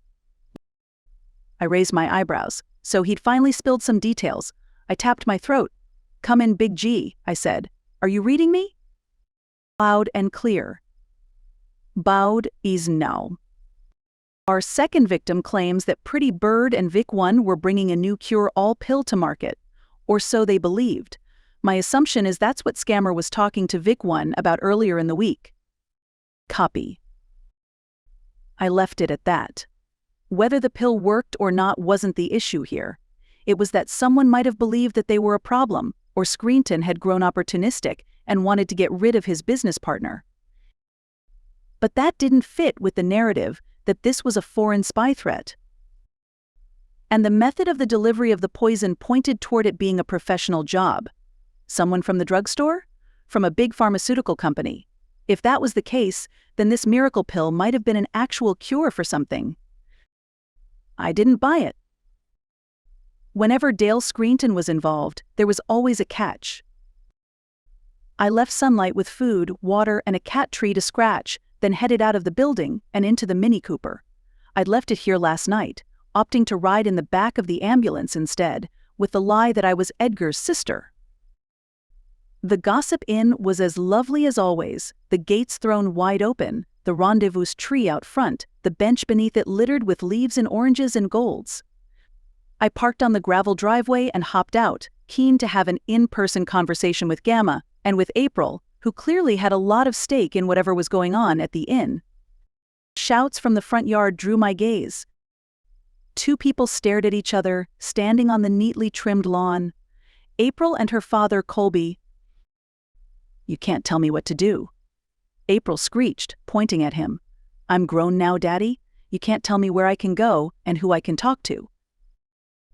"I don't even know who you are anymore," Colby growled back. "I thought you were my daughter, but you're a stranger. You went away and came back, and I don't recognize you." "I've done nothing wrong.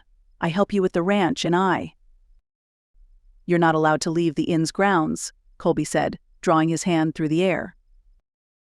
"What?" April's jaw dropped. I wasn't the only one watching the argument unfold. A few other guests had filtered out onto the lawn under the pretense of enjoying the day, when really they were as curious as I was. "You are not allowed to leave," Colby repeated. "I forbid it." "You can't tell me what to do." "I'm a grown woman," April said. "I'll go where I want, when I want, when I want." "I'm trying to protect you. There's a murderer on the loose. For heaven's sake, look over there. The whole one side of the inn is off limits." He gestured to the police line that had been put up. "And you were the one who decided to go off and make friends with him." "Him? Bryce? You're talking about Bryce?" April trembled with rage. "How could you even mention him after what you've done?" "Everything I've done has been for your protection." "I don't care," April said. "Bryce was a good man, and you're acting like he's evil or something." "Evil is as evil does." "That doesn't even mean anything. He was a good man." "He was a criminal. He might as well have been." Colby took deep breaths, but it did nothing to calm him. My gaze wandered to the police lines and the section they had cordoned off. I doubted it would be there for much longer. The scene processing had to be close to finished. But April openly talking about Bryce like this put questions in my mind. "You always do this," April hissed. "It's the whole reason I left in the first place. I'm not some harmless little girl who needs you to protect her anymore. I'm done. I'm leaving." She turned to go. Her father caught her arm. "April, you're not going anywhere." I took a step forward to help, but April had already wrenched her arm free. "Let go of me." And then she marched off toward the exit. April Jones, you get back here right now." But Colby's words made no difference. His cheeks colored, and he glared around at the crowd of people watching. "Enjoying the show?" I left him to continue his rampage and entered the inn. April was a risk-taker. Colby was determined to protect his daughter. Could it be that Colby might have wanted Bryce out of the way? Didn't fit the spy theory we'd established, but I was starting to wonder which, if any, of the puzzle pieces actually fit together neatly. I found Gamma in the kitchen, trying to enjoy a coffee but looking pale and thin. "Charlotte, there you are. Any news?" I filled her in on the fresh gossip, and Gamma listened with a blank expression. An interesting theory that doesn't gel with what we already have. "I know," I said, "but something strange is going on here. The personal relationships between these people keep coming up. They have to be relevant." "There's one problem with your theory," Gamma said. "Mr. Jones was at the inn yesterday when Edgar was attacked. I was having a lovely conversation with him about the evening's dinner menu when it happened."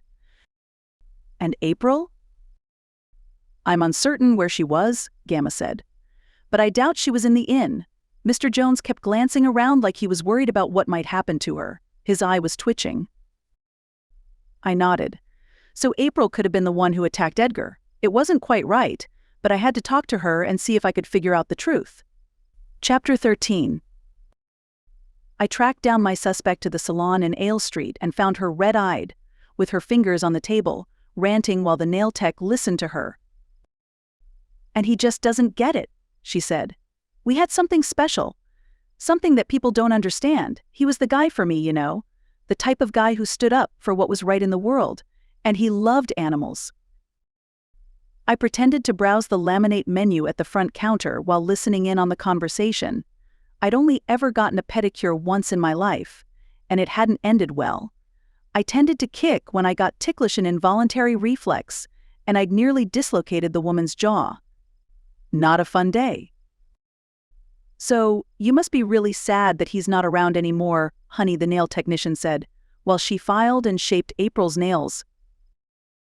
"I can't believe he's gone. We tried to keep our relationship private for as long as possible, and the day after I tell my father, this happens." "You don't think?" "I don't know," April said, "but I'm not going to let him control me. I need to grieve. I need to find a way to continue life without my Brycey bear." "How long were you two dating?" "We met online in Kingdom of Matlantia," April said. "That's an online game. It's like a second life. He was a knife philosopher paladin, and I was a rogue assassin archer. The two of us weren't meant to fall in love. We were from different parts of Matlantia, but our connection was just too strong." "That's wild," the tech said, raising tinted eyebrows. "Right? It was so romantic," April continued. "And it wasn't until we decided to start chatting IRL, that means in real life for non-gamer noobs, that I realized it was Bryce. As in, Bryce from high school. My ex. It was like it was meant to be, and..." "Can I help you, miss?" The lady at the counter tapped manicured nails on the menu. "Anything catching your eye?" "Sure, I'll take a classic manicure." I needed to hear more. The positive here was that I didn't have ticklish hands, so I wasn't likely to punch the nail technician in the face. I sat down at the table beside April's and smiled at the woman who took a place across from me. "So, a classic manicure," she said. "Yeah, that's the one." And then I tuned into what April was chattering about. Had an idea that would put those big wig pharmacies' drug manufacturers out of business, a pill that will cure everything. He even had a contact for it. Wow, that's... "So, what color are we doing for you today?" my friendly technician asked as she set to work on my cuticles. "Huh? I dunno, you pick." "Well, I happen to love bright colors, so." "That's fine," I said, waving the hand she wasn't working on. The lady shrugged her broad shoulders beneath her salon smock. Dale Screenton of all people. I was so angry. I mean, how could he possibly think that Screenton would be a good contact? And when I brought it up, poor Brycey realized he'd made a mistake. Oh, girl. Then, what did he do? I told him that he had to go back to Screenton and tell him that the business idea wasn't happening. Or to chase him off so that we could work on the idea together. In private. But it feels like everywhere I turned, people wanted to cut in or try to get a slice of the pie. Like who? Like who? Everyone. Even new friends that I made at the inn. I'm staying up at the Gossip Inn. Oh? I heard that place was bad news. I stiffened. Clearly it is, April said. I mean, my Brycey bear is dead. And you don't seem that unhappy about it. This whole speech to the nail technician felt forced. Or maybe that was because I didn't spend enough time hanging out in places like this. I heard it was haunted, April's nail tech said. I heard that people die there because the place is cursed. Y'all should have just stayed at Jessie Belle Blue's place. She's got a guest house and a cattery. Did she say what I just think she said? Gamma's voice spoke in my ear. Burn. I'd forgotten to turn off the microphone, and the one thing that could push my grandmother over the edge was an argument with Jessie Belle Blue, the pashmina-wearing witch of gossip. Respond. Come in. I'd have to handle this. Jessie Belle Blue's guest house, April asked. Maybe I'll talk to my idiot father about moving us over there. I wouldn't, I said. Both nail techs and April turned to me. Sorry, I said. I couldn't help overhearing. You mentioned moving to Belle Blue's guest house and I wouldn't advise it. Why not? It's unsanitary. This was so wrong of me, but I had to stop this train before it left the station. Unsanitary, and Belle Blue has a habit of snooping in people's rooms. Which of course was nothing compared to having cameras in almost every room in the inn apart from the bedrooms. Really? April gave me a scandalized look, and then recognition flashed across her face. Wait, you're Charlotte, right? We met the other night. That's right, I said, extricating my hand from the nail tech's grasp to shake April's. Nice to see you again. Crazy what happened at the inn, right? I returned the hand to the nail tech, who snipped at my cuticles with a ferocity that seemed inadvisable.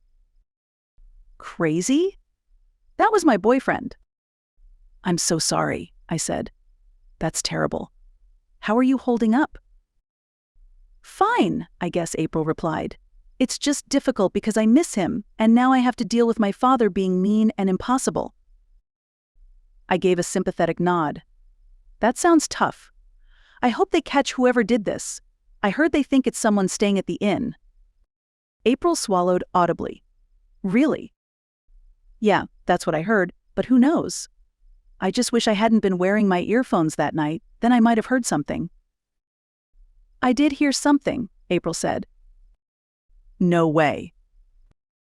Yeah, I heard some banging downstairs, she said, but I didn't know what it was. It was around 10 at night, right after the party. Wow, that's crazy. April exhaled. A part of me wonders if this happened because of me. I was meant to meet with my darling that night, but I fell asleep. I was too tired to go out and see him. There was a reason he might have been at the inn, but then who had been following him? And why? Cameras. Dumb. Could it be that one of the guests at the inn had left the party and hadn't come back until much later that night? There had to be a clue. That, or it was as simple as it having been Screenton. Or the dad. I had to talk to Gamma about this. Come in, ugly sweater, Gamma's voice said. I cough-whispered, no comms. Understood. I need you to return to the nest. Now, I've got the perfume analysis back. I rose from the table, and the nail technician gasped as the glitter nail polish she'd put on 3 of my fingers smudged. Sorry, I said. I just remembered I have a previous appointment. I grabbed my wallet out of my purse and threw money down on the counter, then ran out of the salon. Chapter 14. Gamma loaded the information up on the screen with a dour expression, turning her lips down at the corners. This is not ideal. In Gamma language, that meant things were about to go very, very wrong. What do you have? I sat on a swivel stool in the underground armory and spun from side to side like a nervous child. Stop it, would you? You're giving me the fear, Gamma said. I stopped spinning and focused on the screen. My grandmother tapped her way through the report, reading it with interest. The atmosphere in the armory was tense. The mannequins that held our special armor, one set for her, one set for her, one for me, and the shelves of weaponry, brought me comfort. Whatever happened, at least we were prepared. Sure, this armory and most of its contents were spectacularly illegal, but at least we were safe if everything went crazy. It's new, Gamma said. The poison? Rare. Correct. New. Some type of. More taps and sweeps of her fingers. Some type of mashup between cyanide and tetrodotoxin. Chemically unique. This should be an impossibility. And that means. It was manufactured, Gamma said, her shoulders sinking. It's as we feared, Charlotte. This was not a simple murder. This was definitely committed by a spy. How strong is this poison? I asked. One of the strongest in the world, Gamma said. But Edgar didn't die. Cyanide can take up to 30 minutes to a couple of hours to kill a man. No, whatever this is, it's fast-acting, Gamma said. Then Edgar didn't get a dose of it, I said. His attacker hit him with something else. Darn it. I should have tried to get a sample. Not your fault, my grandmother said. How could you have known it would be a different substance? The point is, Charlotte, we do know now. This is a foreign entity trying to threaten or find us. But why not kill us outright? They want something, Gamma said. Most likely information. Information about the NSIB or our government, or to torture me for my past transgressions against them. I folded my arms and let the gravity of the situation sink in. Gamma dismissed the report and placed a palm over her face as she took it in as well. Something occurred to me while I was getting my nails done, I said. Gamma's head snapped up and her gaze fixed on the 3 smudged nails. You and I have vastly different opinions about what constitutes getting one's nails done. I waved it away. I'll fix them later. But I thought about the alerts you received on the laptop. You said that there were 2 alerts, no camera footage for that section of the inn? Where was that section? Facing the adjacent road that continues out of Gossip, Gamma said. All right. I'm having the cameras repaired this evening. Toasty's coming. I didn't bother asking about the contact and why he was called Toasty. If 2 people entered and none left, then that means that either there's an external killer hiding on the inn's grounds, or we have a guest who left before the murderer and came back through that way. Interesting. April mentioned that she heard a commotion at 10 at night, I said. I'm not sure how far we can trust her, but it's worth checking out who left the inn. So far, we have Screenton, April, Edgar, and Colby as suspects. Gamma nodded. I'll check the cameras, but I noticed something.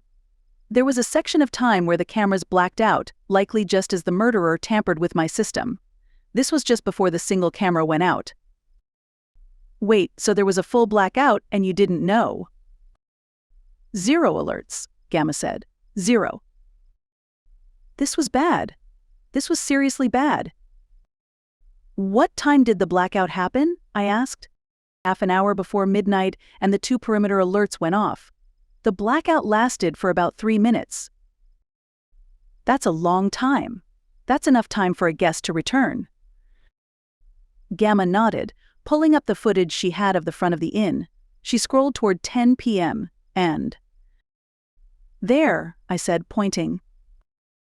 The front door opened, and Colby Jones emerged, shuffling a pack of cigarettes from his pocket, wearing his Phantom of the Opera mask. He headed off down the front path and disappeared from sight. You don't have an alert for the front gate? I asked. Only cameras. Gamma forwarded the footage. An alert would drive me crazy.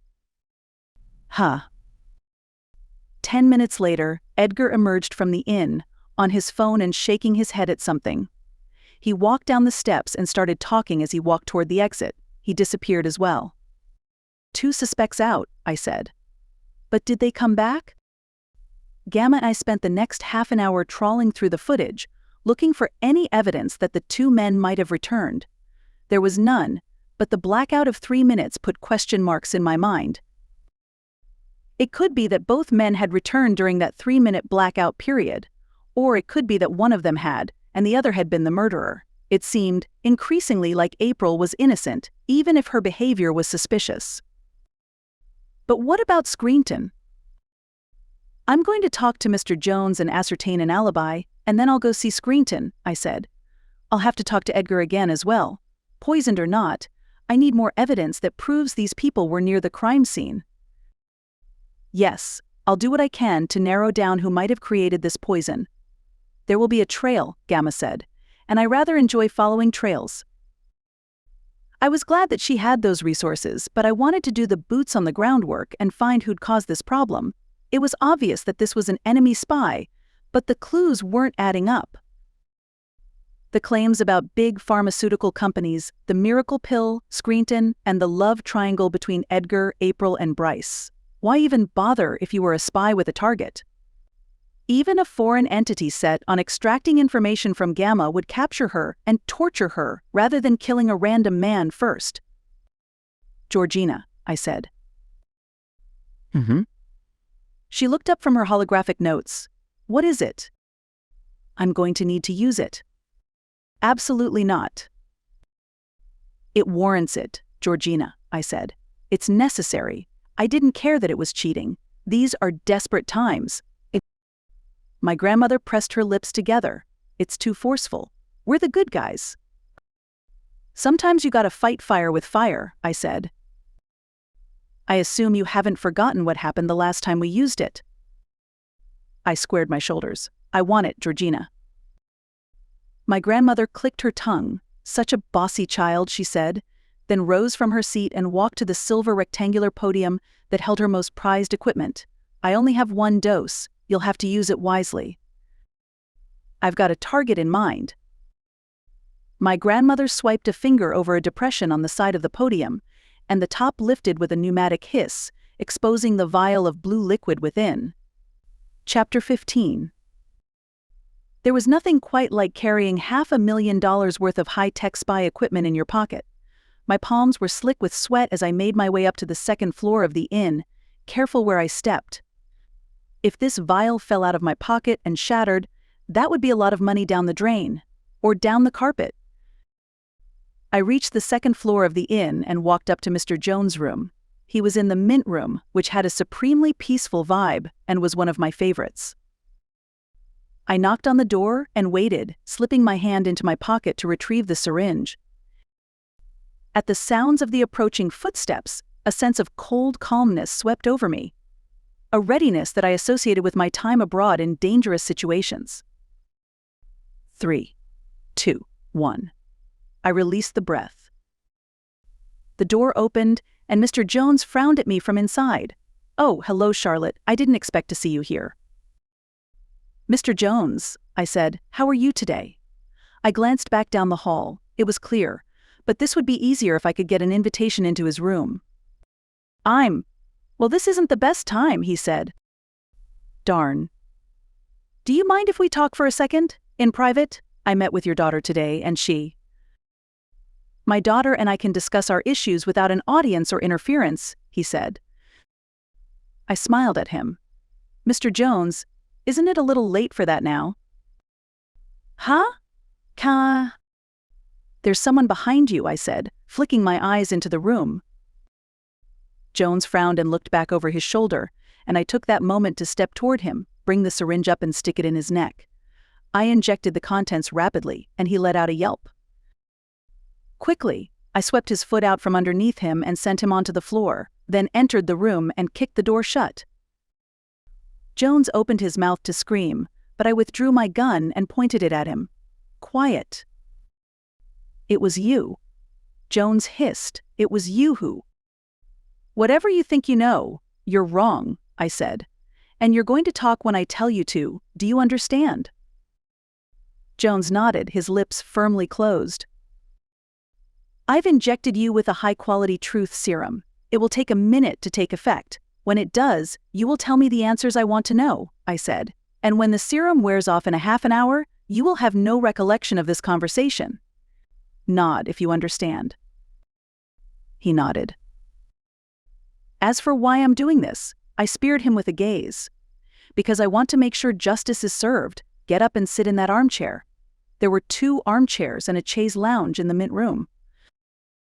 Mr. Jones scrambled up and went over to one of them, then lowered himself into it, wide-eyed. A haziness came over his expression, a sign that the serum had set in. I only had one shot at this. I had to ensure that Mr. Jones gave me an alibi and as much information about his whereabouts on the night of the murder as possible. Mr. Jones, you can answer my questions verbally from now on, I said. Do you understand? Yeah. Did you murder Bryce Briggs? No, ma'am, I didn't. Why did you leave the Gossip Inn at 10 o'clock on the evening of the Halloween party? I asked. Because I wanted to find Bryce and threaten him to stay away from my daughter, Mr. Jones answered mechanically. I wanted to scare him a little. Did you succeed in doing that? I asked. No, I didn't get to see him.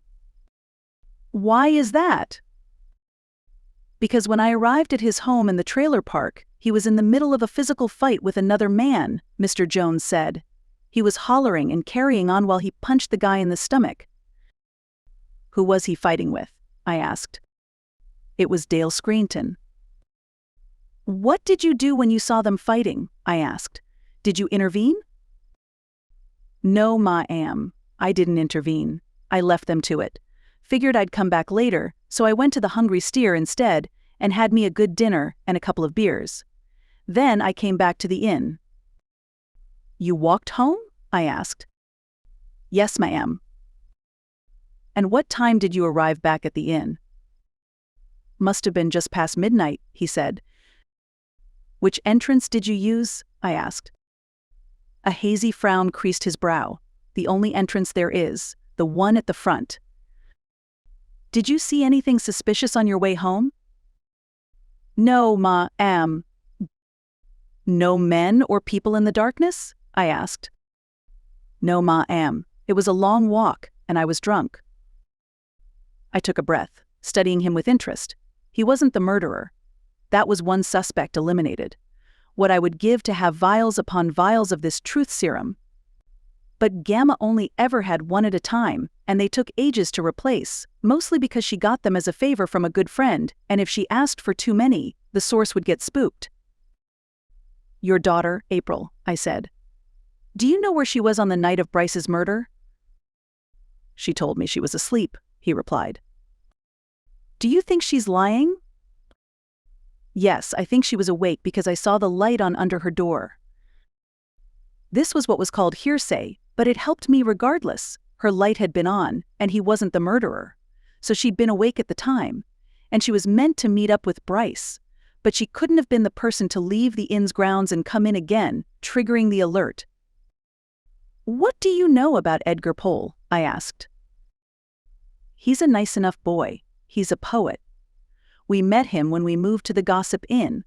He has family out here that he's visiting, but I don't like that he's been spending so much time with my April. What was April doing in Minnesota? I asked. Studying business, he said. She's going to help me on the ranch. It was in keeping with what I'd been told by both of them, and that left me with 2 major suspects. Edgar Pohl, who had left the premises but had been attacked, and Screenton, who I had yet to talk to, and who was next on my list. Again, I wished that I had more of this truth serum. I'd cleared one man, but it would be more difficult with the others, and there was still a slim chance that April had slipped through the cracks and somehow committed the crime. Thank you, Mr. Jones. I appreciate your cooperation.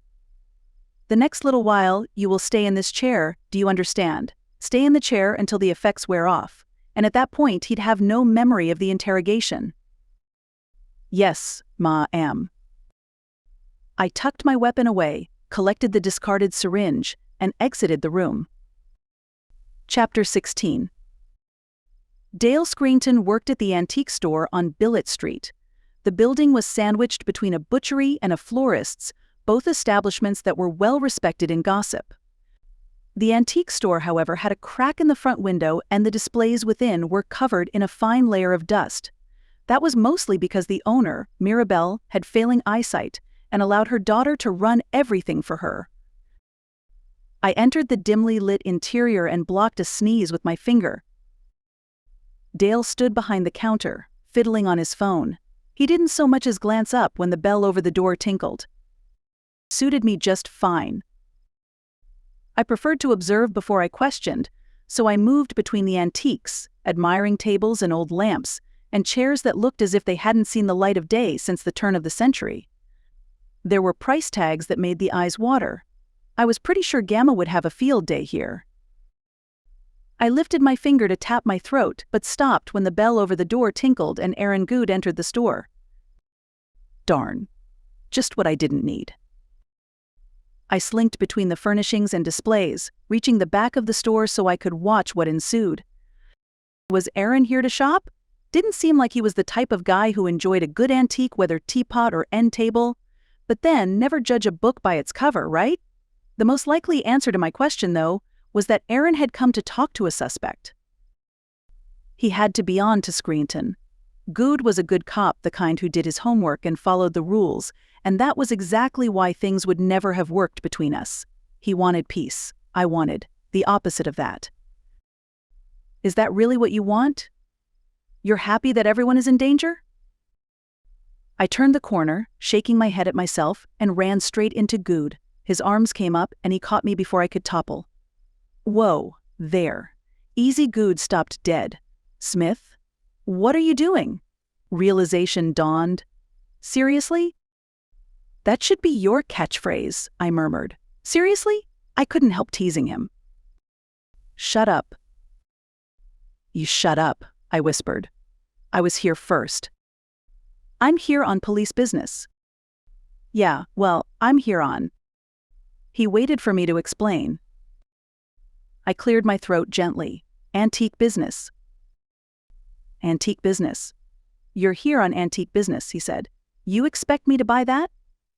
Remember that conversation we had about what you can buy and what you can prove, and the difference between those two concepts. Yeah, I'm going to need you to refer back to. You need to leave, he breathed, grabbing hold of my upper arm and sending a spike of excitement and anxiety into my chest. Now, I'm in the middle of something. You can't tell me to leave. I'm not here to talk to you, I said, or anyone. I'm shopping. Shopping, he said. What are you shopping for? I reached over and picked up a tiny porcelain statuette of a cat. This. You're shopping for an ugly cat statuette. Big words from a man who wears ugly cat socks, I replied. That costs $1,000, Aaron said. We both stared at the price tag. He was right. I slowly put it back on the shelf, and we let out a collective sigh when it safely landed back in its place. The store had a strict you break it, you buy it policy. Maybe we move away from the glassware, I said. Yeah, maybe you should. Out the door. Ooh, burn, I said. You get that from a 90s TV show? Same place you got your sense of humor. I stuck my tongue out at the man. Actually stuck my tongue out. What on earth had gotten into me? Instead of waiting to find out, I walked away before I attacked Good and wound up breaking something expensive. Like his arm. I stopped near the front of the store, thoroughly annoyed by the fact that the detective was here. He had officially foiled my plan to talk to Screenton and press him for information. I couldn't do that with Good around, and I'd bet that cat statuette that he'd be keeping a close eye on me after this. Not that it mattered. I'd move in the shadows as usual. All annoying. Why were men so handsome and annoying? Aaron strode past me, pointing 2 fingers toward his eyes, and then back at me again. I pulled a face at him. He walked up to the front counter and stopped in front of it. I feigned interest in a set of old books in the book bin. They were reprints of the classics, and their spines were worn with age, their pages yellow. Dale didn't immediately look up when Aaron stopped in front of the counter. The detective cleared his throat. "Just a second," Screenton said, scrolling idly on his phone. "Busy with something here." Good waited patiently. See, in this instance, I would have grabbed the front of Screenton's jacket, jerked him forward, and made him look at me. Finally, Dale looked up and spotted the detective. He went pale. "I don't want no trouble," Screenton said. Off to a raring start. See, this was the difference between Good and me. When people saw the cops, they started acting strange. When they saw me, they saw a harmless blonde girl with an attitude problem who wore too much mascara and carried cat fur on her clothes. Sunlight liked to nap on my t-shirts. "Mr. Screenton, my name is Detective Good with the Gossip." "I know who you are," Screenton said, "and I didn't do nothing." "I thank you for your honesty," Good said slowly, "but I'm not accusing you of anything. I just wanted to talk." "About what? About Bryce?" "Yeah, actually, now that you mention that, did you know him well?" "Nope." "Really?" Detective Good said. "You didn't know him?" "Nope." "So?" "Not even a little." "Nope." "So, you didn't have a conversation with him about a miracle drug in the party store the other day?" "Don't know what you're talking about. And if you're thinking that I did something, you're wrong. And I am going to need to talk to my lawyer now." You're not under arrest," Good said. "You're not being detained." You think I don't know how this works?" Screenton asked. "I've seen all them cop shows. I know what kind of tricky stuff y'all get up to. Trying to trick people into saying things that ain't true. I seen it." "I'm sure you have, but that's not what's going on here." I covered my mouth to keep from laughing. I couldn't help it. Poor Good. He didn't have the permission to whap this guy over the head, tie him up, and question him. "Look, like I said, don't want no trouble. If you could just answer a few of my questions, it would be really helpful. Look, son, we're trying to solve a murder here."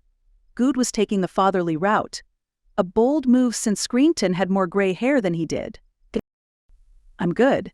And then Screenton picked up his phone again. It slipped out of his hands and fell to the floor on the other side of the counter.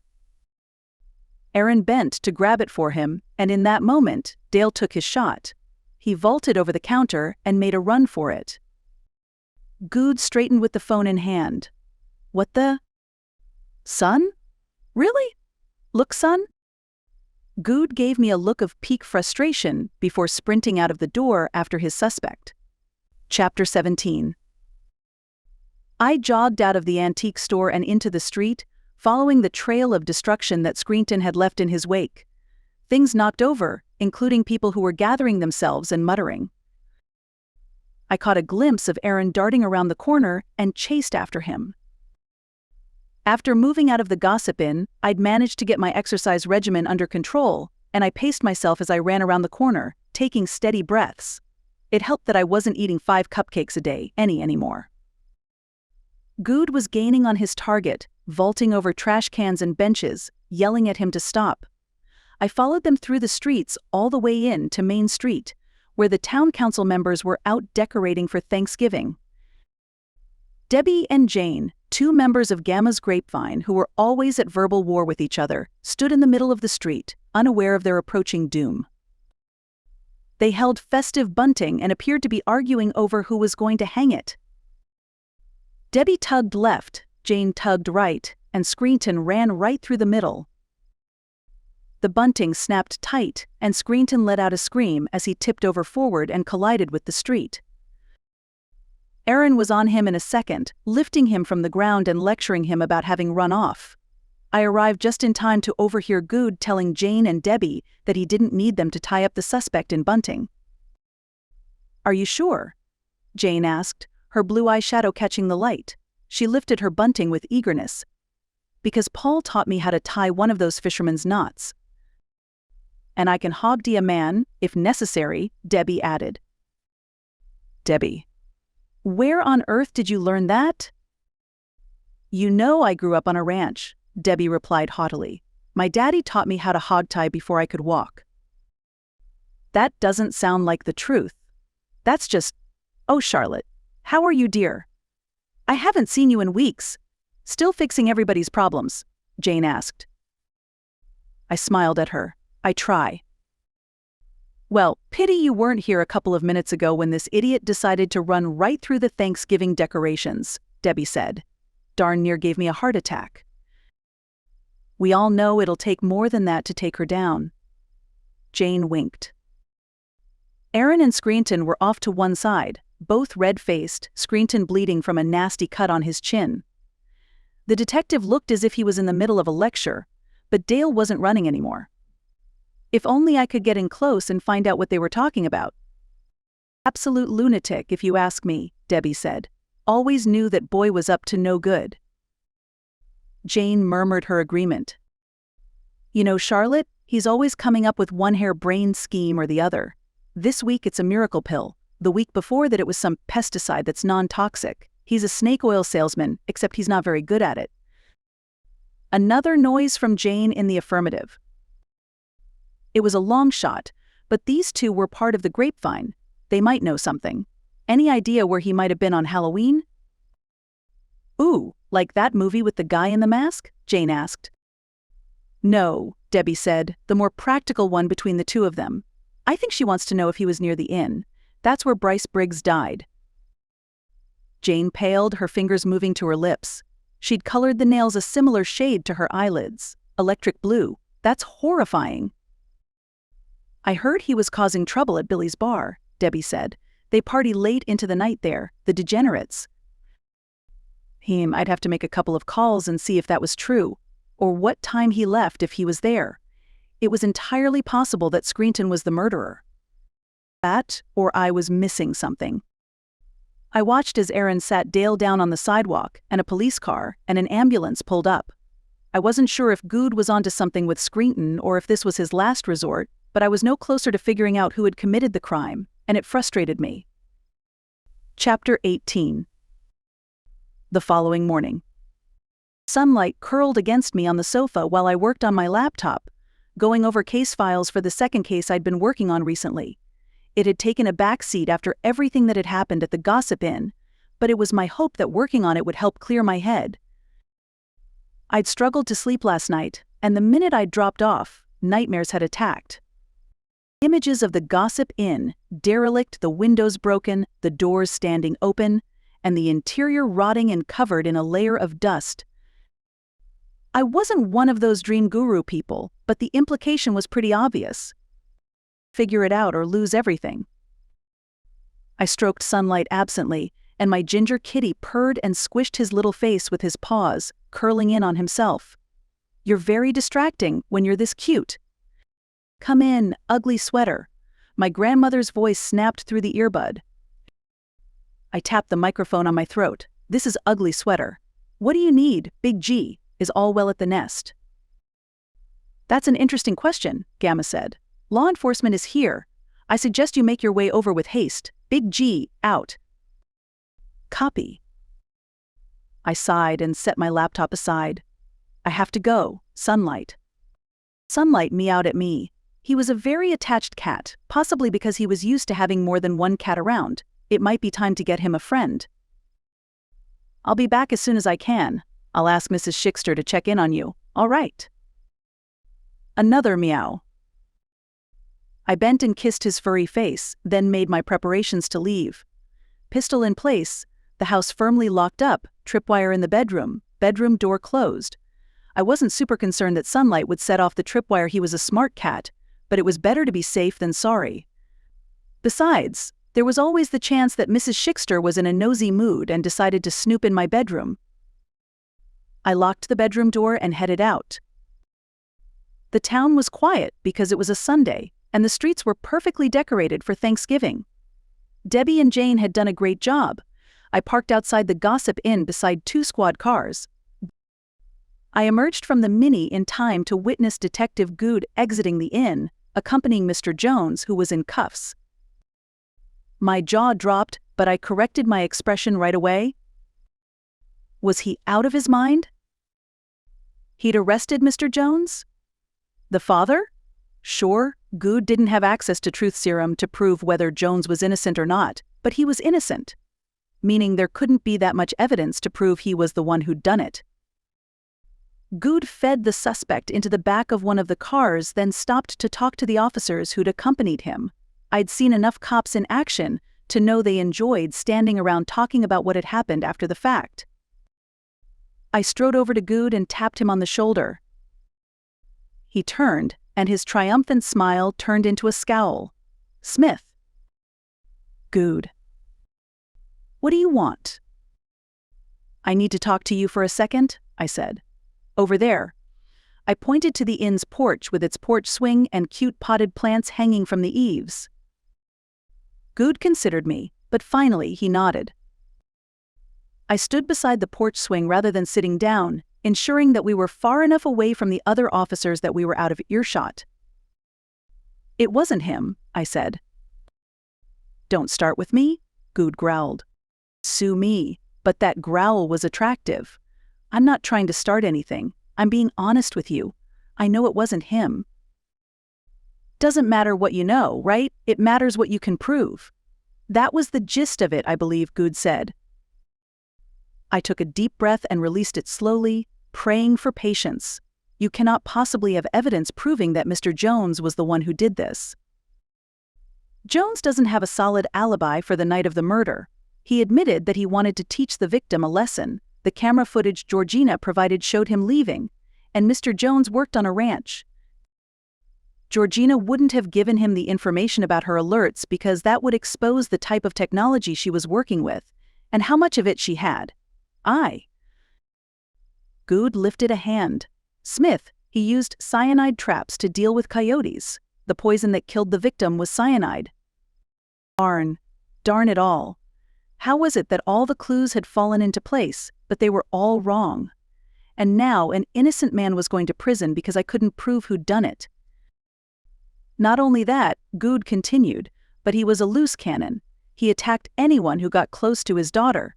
We strongly suspect he was the one who attempted to take Edgar Pohl's life. "What about the miracle pill?" I asked. "The business deal, the fact that Edgar left. What about Dale Screenton?" "Cyanide trap." Good shook his head. "Did you hear that part? None of these people would have had access to the poison that was used except for Mr. Jones." But I knew that wasn't right, because one of these people wasn't what he thought.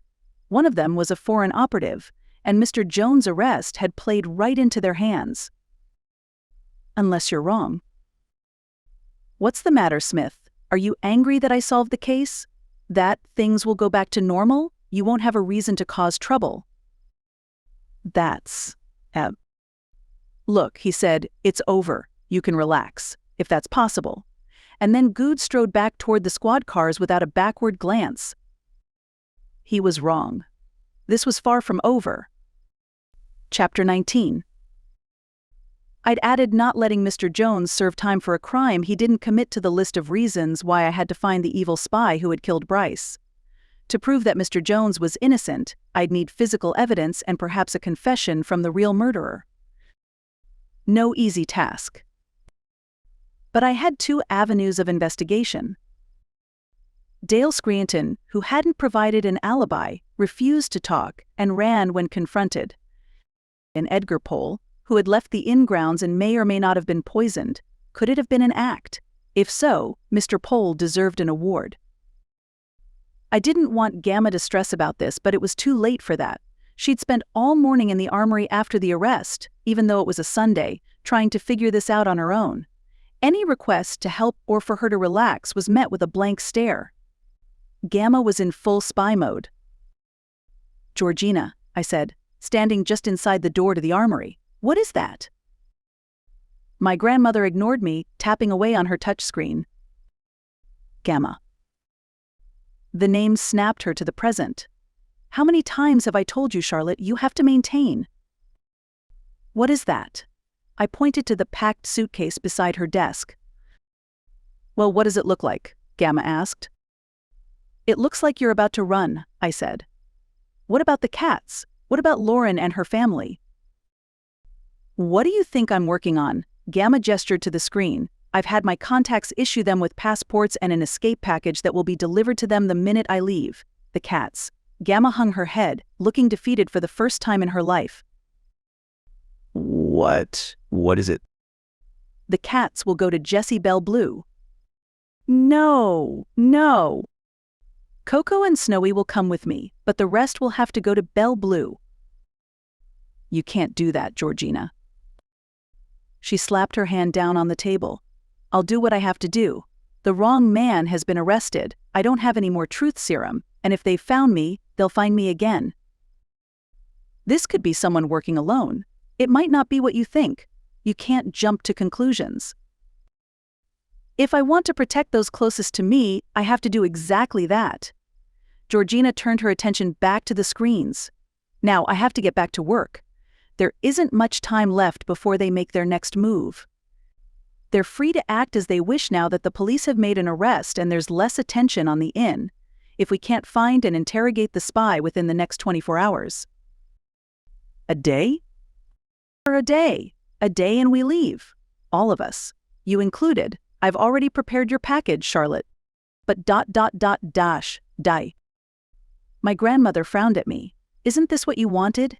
You're bored in gossip. That's not fair, I said. You wanted things to be more interesting. For once, look on the bright side of things. If we have to leave, you'll be getting what you want. But this wasn't what I wanted. I wanted to be in gossip and have interesting things happen. Not things that would ruin our entire lives. Gamma gave me a soft smile, a consolatory one, before returning to her work, and I stood there, my hand moving to my gun even though there was nothing to use it on. Focus on the facts. Edgar Pohl and Dale Scranton. I needed alibis for both of them, and fast. 24 hours, and Gamma would trigger events that we couldn't return from. We would disappear from gossip, perhaps even the United States, for good. Billy's bar was closed on a Sunday, which presented a problem, but Billy himself lived in the apartment right above it, so I took the metal-grated steps along the side of the building and banged on his door. Eh? That came from inside. Who's that? It's Charlotte Smith. Open the door. The latch clacked, and Billy opened the door a crack, peering at me through the gap, the chain still in place. What you want? To talk. Now. Eh? About what? About Dale Scranton, I said. Ain't got nothing to say about that. And then Billy, to his detriment, slammed the door shut and walked off without locking it. I banged on it one more time and waited. Suit yourself, I muttered, and then I took a step back, angled my shoulder toward the door, and rammed into it. The door slapped open, the chain snapping off, and I strode into Billy's front hall. What the? Billy, overweight, with luscious black chest hair that poked out from the top of his stained t-shirt, was flabbergasted. You crazy? I withdrew my gun and aimed at him. Crazy enough. Billy trembled and lifted his hands slowly. What do you want? Dale Scranton, I said. Was he at the bar on Halloween? Billy scrunched up his nose, thinking back. Yeah, he was there. He came to the Halloween party we was holding. What time did he leave? What do I look like, his keeper? I strode over to him and pressed the gun to his forehead. Billy went cross-eyed looking at it. You look like a man who'd better remember. Billy whimpered. This might be a little extreme. Well, I was desperate. Obviously, I wasn't going to shoot Billy, but I had to get this information. I went to bed early, but Letitia might know. Call her, now. Billy fumbled his phone out of his pocket and slipped twice, dialing her number. Finally, he lifted the phone to his ear. She's not answering. Give it time. She Letitia? Letitia. Hi, Billy squeaked, then cleared his throat. Nah, just coming down with something. I circled my free hand, urging him to hurry it up. Letitia, honey, did you see O.L. Dale at the bar for the Halloween party? Yeah? About what time would you say he left? 1 in the morning? You sure about that? Right, because you had to have Jerry kick him out? Thanks, Letitia. Yeah. See you tomorrow. He hung up. I lifted the gun and tucked it away. I appreciate the cooperation. Tell anyone about this, and I'll be back. Got it?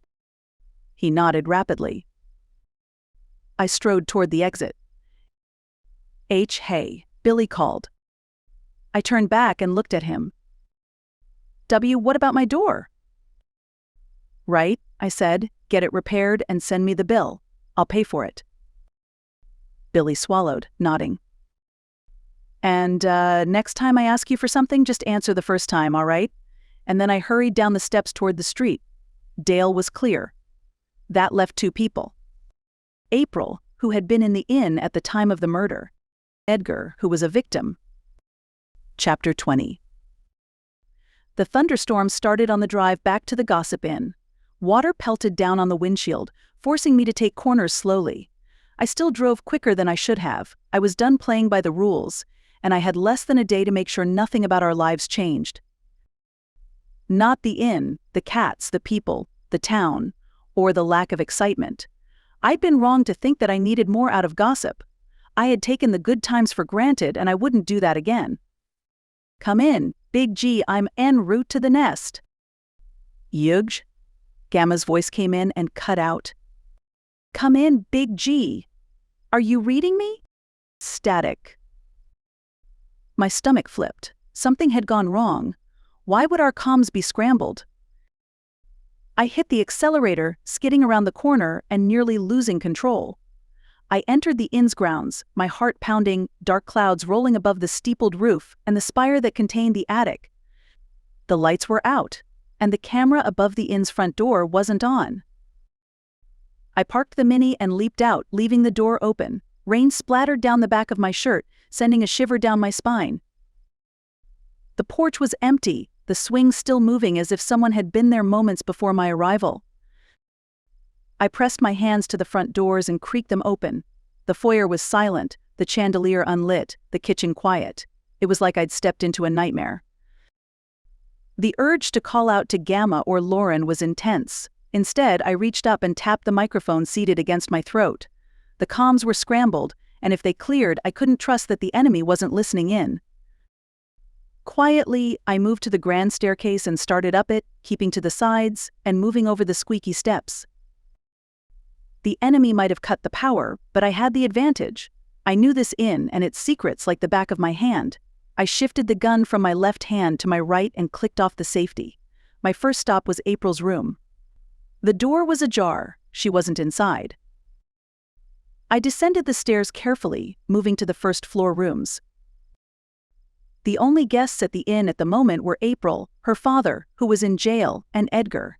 His room was locked, but I forced it open in the same way that I'd done at Billy's place. There was no one inside, and the place was immaculately kept. I moved through it, turning things over and searching for what I needed. Anything that might prove that. The vials were hidden underneath the bed, under the loose floorboard that Gamma had planned on fixing, but had never gotten around to it. There were 3 of them. 3 vials of poison.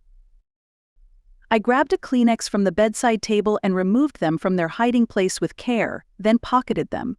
The first part of the operation was complete. Edgar was the enemy. He'd clearly faked his own poisoning, perhaps used a different substance, to throw us off the scent.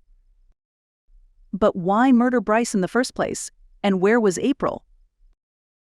I moved out of the room and into the kitten foster center. Jessa May crouched in the incubator room, trembling, her hands covering her ears. She spotted me, and I pressed a finger to my lips, showing her my gun. Jessa didn't ask questions, but pointed out the back door. "How many?" I murmured. "It was one guy," she said. "Edgar. He took April with him. He had a gun." I nodded. "Stay here. Call the police in about 10 minutes. Got it?" "He told me not to," she hissed. "He said he would kill April if I—" 10 minutes. Call 911. Jessa May's baby blue eyes sparkled with tears, but she nodded. And I moved to the back door. Thankfully, all the kittens were fine, completely unaware of the danger and playing with each other or waddling over to their litter boxes to do the deed. I stopped beside the back door, listening. Nothing but the patter of rain. Either Edgar had taken April out into the forest, or he'd been waylaid by my grandmother. Gamma would never allow him to hurt one of her guests, and she was a pro. He didn't stand a chance. But a kernel of doubt sat in my chest. Edgar was also a professional. A messy one. Whatever he was up to, he wouldn't get away with it. I cleared my mind, focusing on the task at hand. Save April, arrest Edgar, procure a confession, plant the poison on him. I exited the back door of the inn and shut it behind me. The winding gravel trail that ran past the basement doors was empty. But those doors were thrown wide open. I scanned the surroundings as I stalked toward them, crouching to check the darkness beneath the inn. There was no sound or movement, but that wasn't a guarantee of anything. Edgar could very well be down there with April biding his time. Or he could have Gamma. Footsteps started in the basement, and I readied myself, aiming down my sight at the basement entrances. Gamma emerged from the belly of the inn, fully kitted out in her armor and utility belt, and holding a Sig Sauer. "Well?" she asked primly. "Were you going to help me catch this cretin, or not?" "Which way did he go?" "Out into the forest," she replied. "The basement doors?" "He tried and failed to gain entry to the armory. I had to wait for the armory's backup power generator to kick in before I could come out," she said. "The last I saw on cams was him heading out from in front of the basement and toward the crime scene." Gamma started off toward the forest without waiting for me. Chapter 21. "Edgar Pohl," Gamma said, as we approached the tree line, the rain pounding down and the occasional flash of lightning punctuating the gray sky, "died a month ago." "When did you find out?" "Moments before the power tripped. Our spy covered his tracks effectively. He'd managed to quash any and all news of the guy's passing, but I had my friends look into it. Dark web hackers. I had them put up a bounty for any information on all the suspects." I blinked. "That's further than I thought you'd go." "Did you think you were the only one who was concerned, Charlotte? Did you think I would pack my suitcase needlessly?" I shook my head. "I thought you were distraught." "Let's hold off on any judgments about my temperament until we have him. I don't know his real name, only that he's not Edgar Pohl. He's a stand-in." The trees grew closer together around us. The canopy blocked out most of the rain, but the muted din of droplets hitting the leaves set the tone. We walked quietly, and Gamma pointed to tracks in the grass. Flattened blades that helped us track them. Why had Edgar taken April? If he was here to get rid of Gamma, then why kidnap April? Surely it couldn't be to do with the miracle pill, or anything other than our presence at the inn. "Where's Lauren?"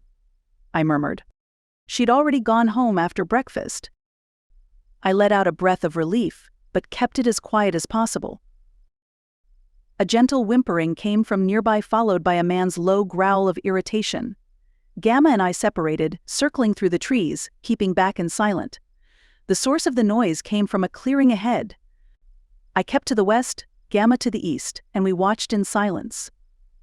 Edgar Pohl, or the man who had taken his identity, stood in the clearing, towering over April. Her mouth had been gagged with tape, and her wrists and ankles were secured. "I want answers," Edgar said. "I'm going to remove the tape, and you're going to tell me what I need to know. If you don't, I will kill you and your family." Another whimper from April. "Do you understand?"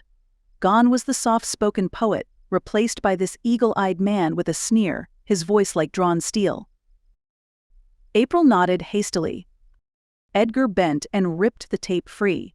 April cried out. "Quietly," he said, quietly. I didn't move a muscle, the gun in my hand, ready for whatever happened next. Gamma would give the signal if I needed to move in. "What do you want F from me?" April whispered. "I thought we were friends." Edgar considered her without expression. "I want to know why you came here instead of running." "Running?" "I know who you are," Edgar said. "I came all this way to find you." "Who are you?" I'm Vasilov's enforcer, he said. And you are Delta Mission, the great niece of the infamous Georgina Mission. You're here to hide out at her inn. You thought I wouldn't catch you? You thought that I wouldn't fulfill my mission and bring you back to Vasilov, but you were wrong. I have gotten rid of your bodyguard, and I will get rid of your great-aunt too. But first, you will tell me the location of the weapons. April's jaw dropped. Look, I have no idea what you're talking about. Playing it that way, huh? It won't work for you. Vasilov has paid me richly to find you. Vasilov? Vasilov. It rang a bell. I frowned out from behind the tree and caught Gamma actually face-palming. What was that about? I don't know anything. My name is April, she whispered. I was studying in Minnesota. Your name is Delta Mission, he grunted. And you have assumed this guise to escape my notice. I've spent many months tracking you down. Did you think you could run forever? Tell me where the weapons are, Edgar said, removing a gun from inside his jacket. He clicked off the safety. Please, Edgar, please. Tell me now. I didn't go through hell to find you, poison myself, under penalty of death to come away empty-handed. Tell me or die. Across the clearing, Gamma gave me the signal. I aimed my gun at a tree to Edgar's left and fired a shot. He jumped, spinning toward me, and Gamma took that moment to emerge from between the trees, her weapon aimed at him. Edgar's gaze was fixed on me, his gun came up, confusion flashing on his face. What are you? Gamma cocked her weapon back and whacked him on the back of the head. She pinched 2 fingers against a pressure point in his neck, and he tumbled like a sack of potatoes. I emerged from between the trees and removed the poison vials from my pocket. I placed them in Edgar's pocket at the same time as Gamma turned toward April. Hello, dear, she said.